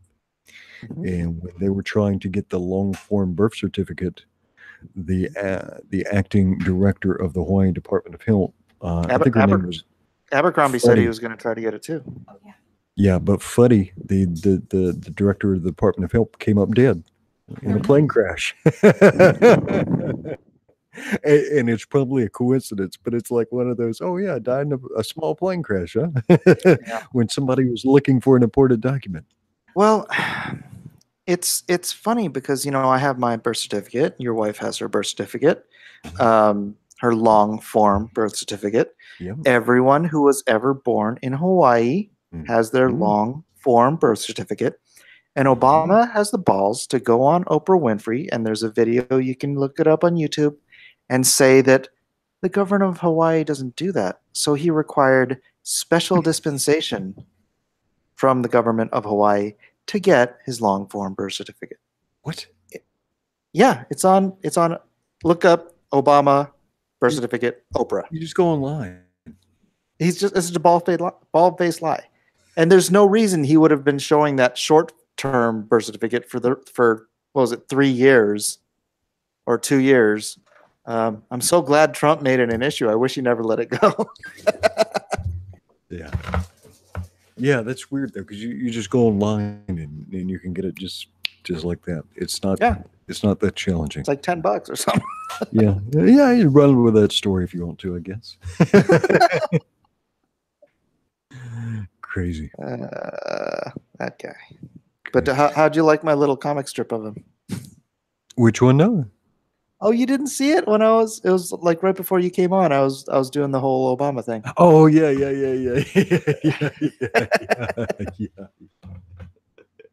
Your Obama voice. That's pretty cool.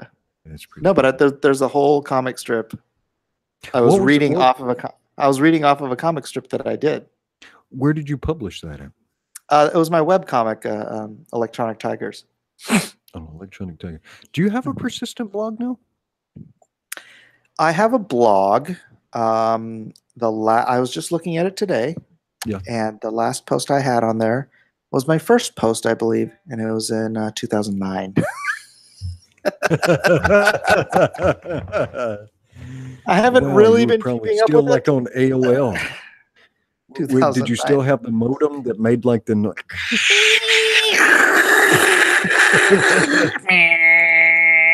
Yeah, I remember. I started some porn downloading for us. It'll be done by tomorrow. Is that Godzilla on my shirt? No, this is Game of Thrones, the 4 houses. So, looks like Game of Thrones. Yeah, it is Game of Thrones. For those of you in the chat who don't already know, I am the Game of Thrones comic book cover artist. So, go buy that if you want to. Although I don't get any royalties, so never mind. You're a talker, Mike. You're a talker. Talkers make me thirsty. I'll take one of those chickens. Game of Thrones. I can't do the rest of it because I don't generally say profanity. Yeah. I try not to. Yeah.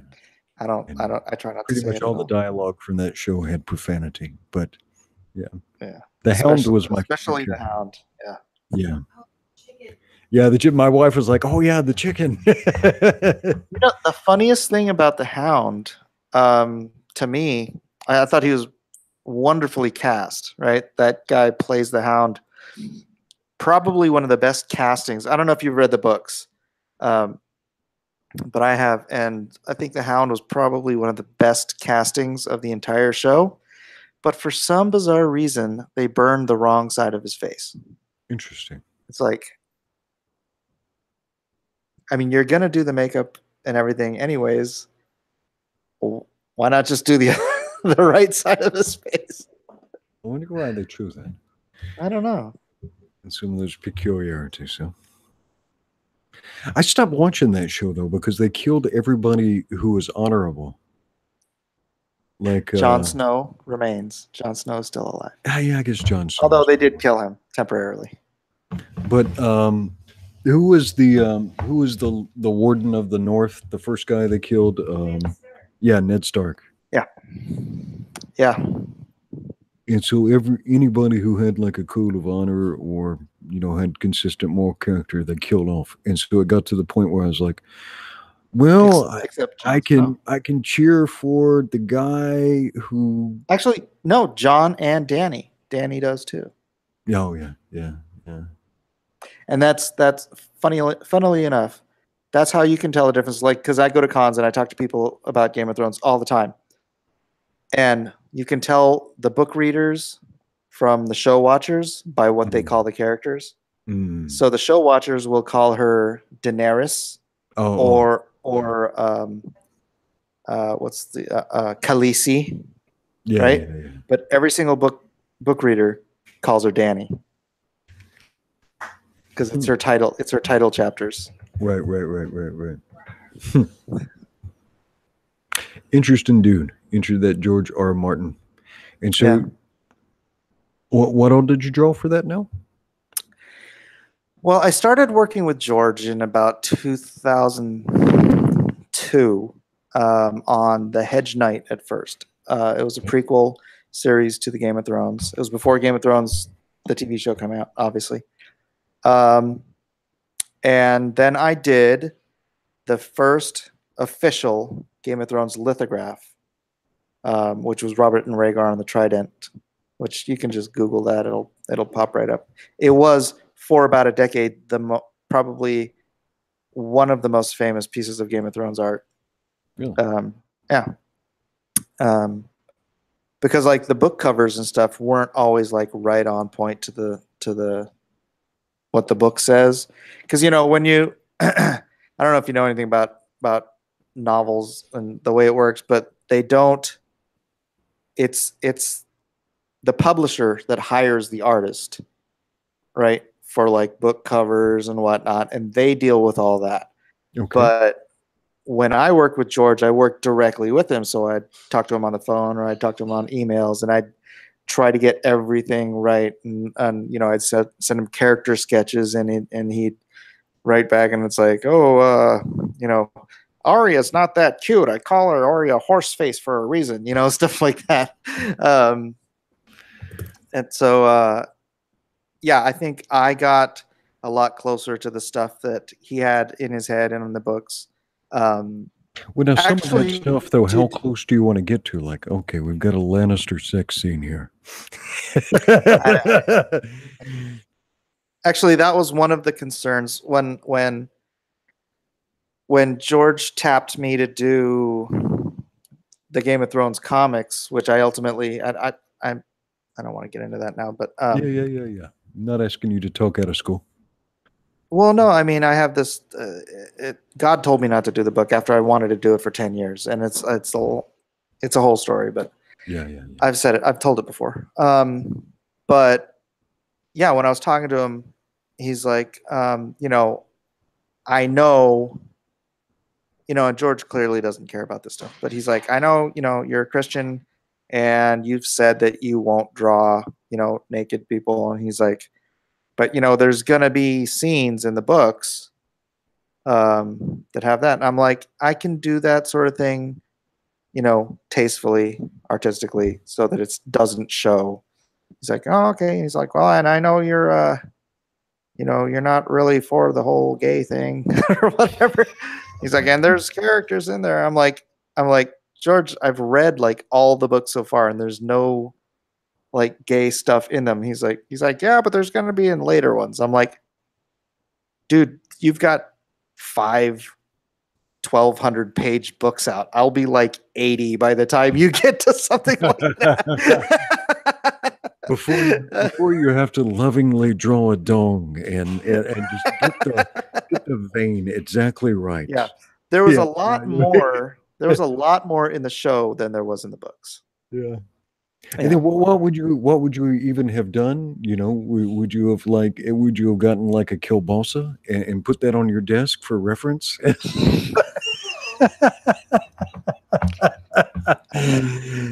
Better not to explore that though. Let's not. It's good. It's good that you ended when you did. Right?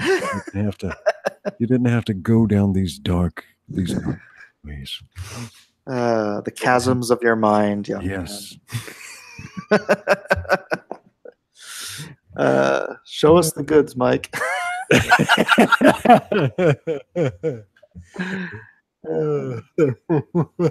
Boy, that would, and we're at the 2018 Comic Awards, and for best rendering of a penis, Mark Miller.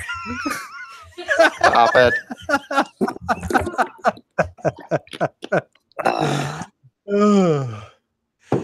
He might not be bothered by it.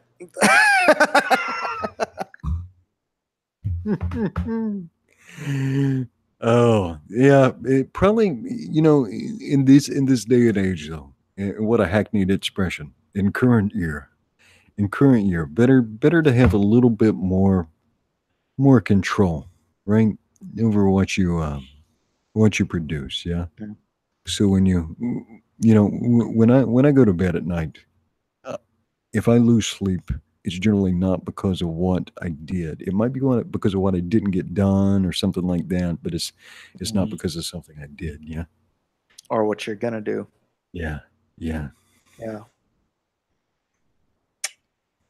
Yep. Well, George R. R. Martin is a Jets fan. Yeah, everyone has flaws. it is 12:30 here. I'm gonna go tap out. I told, well, I don't know. Yeah. Yeah, it's late for me too. All right, man. So you're having is your launch thing tomorrow? What is it? It's like, yeah, but I get up at like 3:40 a.m. Okay. When is your launch video? When are you gonna have like is Ethan gonna do something with you tomorrow or? Yeah, I mean he was talking about like doing sort of a big powwow. I'm not sure how many people want to come and powwow with us while we open the gates on this thing, but you know, I've been doing everything I can to get this thing going hard. I got emails going out. I'm going to be doing some advertising. I'm going to be trying every avenue I can to flood the market on Saturday, so or Sunday night, either way. Yeah, well, I think you got 60. You got at least 62 buy-ins. So we just got to spread the good word. And then how long is it going to go for? 30 days, 30 and then days. I'll probably just convert it to a store. I'll figure out some sort of as far as print run and stuff. I'll figure out from the 30 days. I'll compare it to Ethan's first 30 days versus the second 30 days, and Zach's first 30 days versus the second, and I'll try to print because the more I can print, the cheaper they get, right?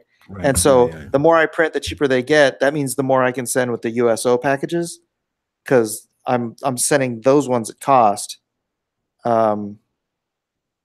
So yeah, the more. So I'll want to print as much as I can afford to print, but I don't want to overprint so much that I have, because I do just want these to be Indiegogo exclusives. So like if they go to a comic book store later, I want them to be like a different cover for comic book stores. That so just these first movers, you know, get stuff that nobody else can get, because you believed in me, you were here for me. You know, you fought for me. You shared my links and stuff, and so I want to reward those people. Yeah. Well, speaking of which, we got 60 people here now, and we're gonna have a couple of people watch this. So if you support what Mike is doing with the Blacklist universe and with Lone Star, try and get the word out to somebody who's like, is retweeting on Twitter is good. But what's better is to get to somebody who might not have been exposed to it at all, right? So share it with your friends, share it down at the comic store, and tell your friends about it, and point them towards, you know, some of these Lone Star videos so people can check it out. Because I think a lot of fans, a lot of classic fans, are really going to dig this. So share it with people. Yeah, thanks, man. And go down there. Like, subscribe, share, press the little bell, and go down here and subscribe to my email list. That's vitally important. And then go to the store and spend hundreds and hundreds of dollars on my prints. That way I can pay for my booth. All right. Well, Edwin, you want to bow out? Yeah. Or say goodnight? Yeah. Aloha. Thank you Aloha, again. buddy. Yep. Bye, everybody. Thanks for being here.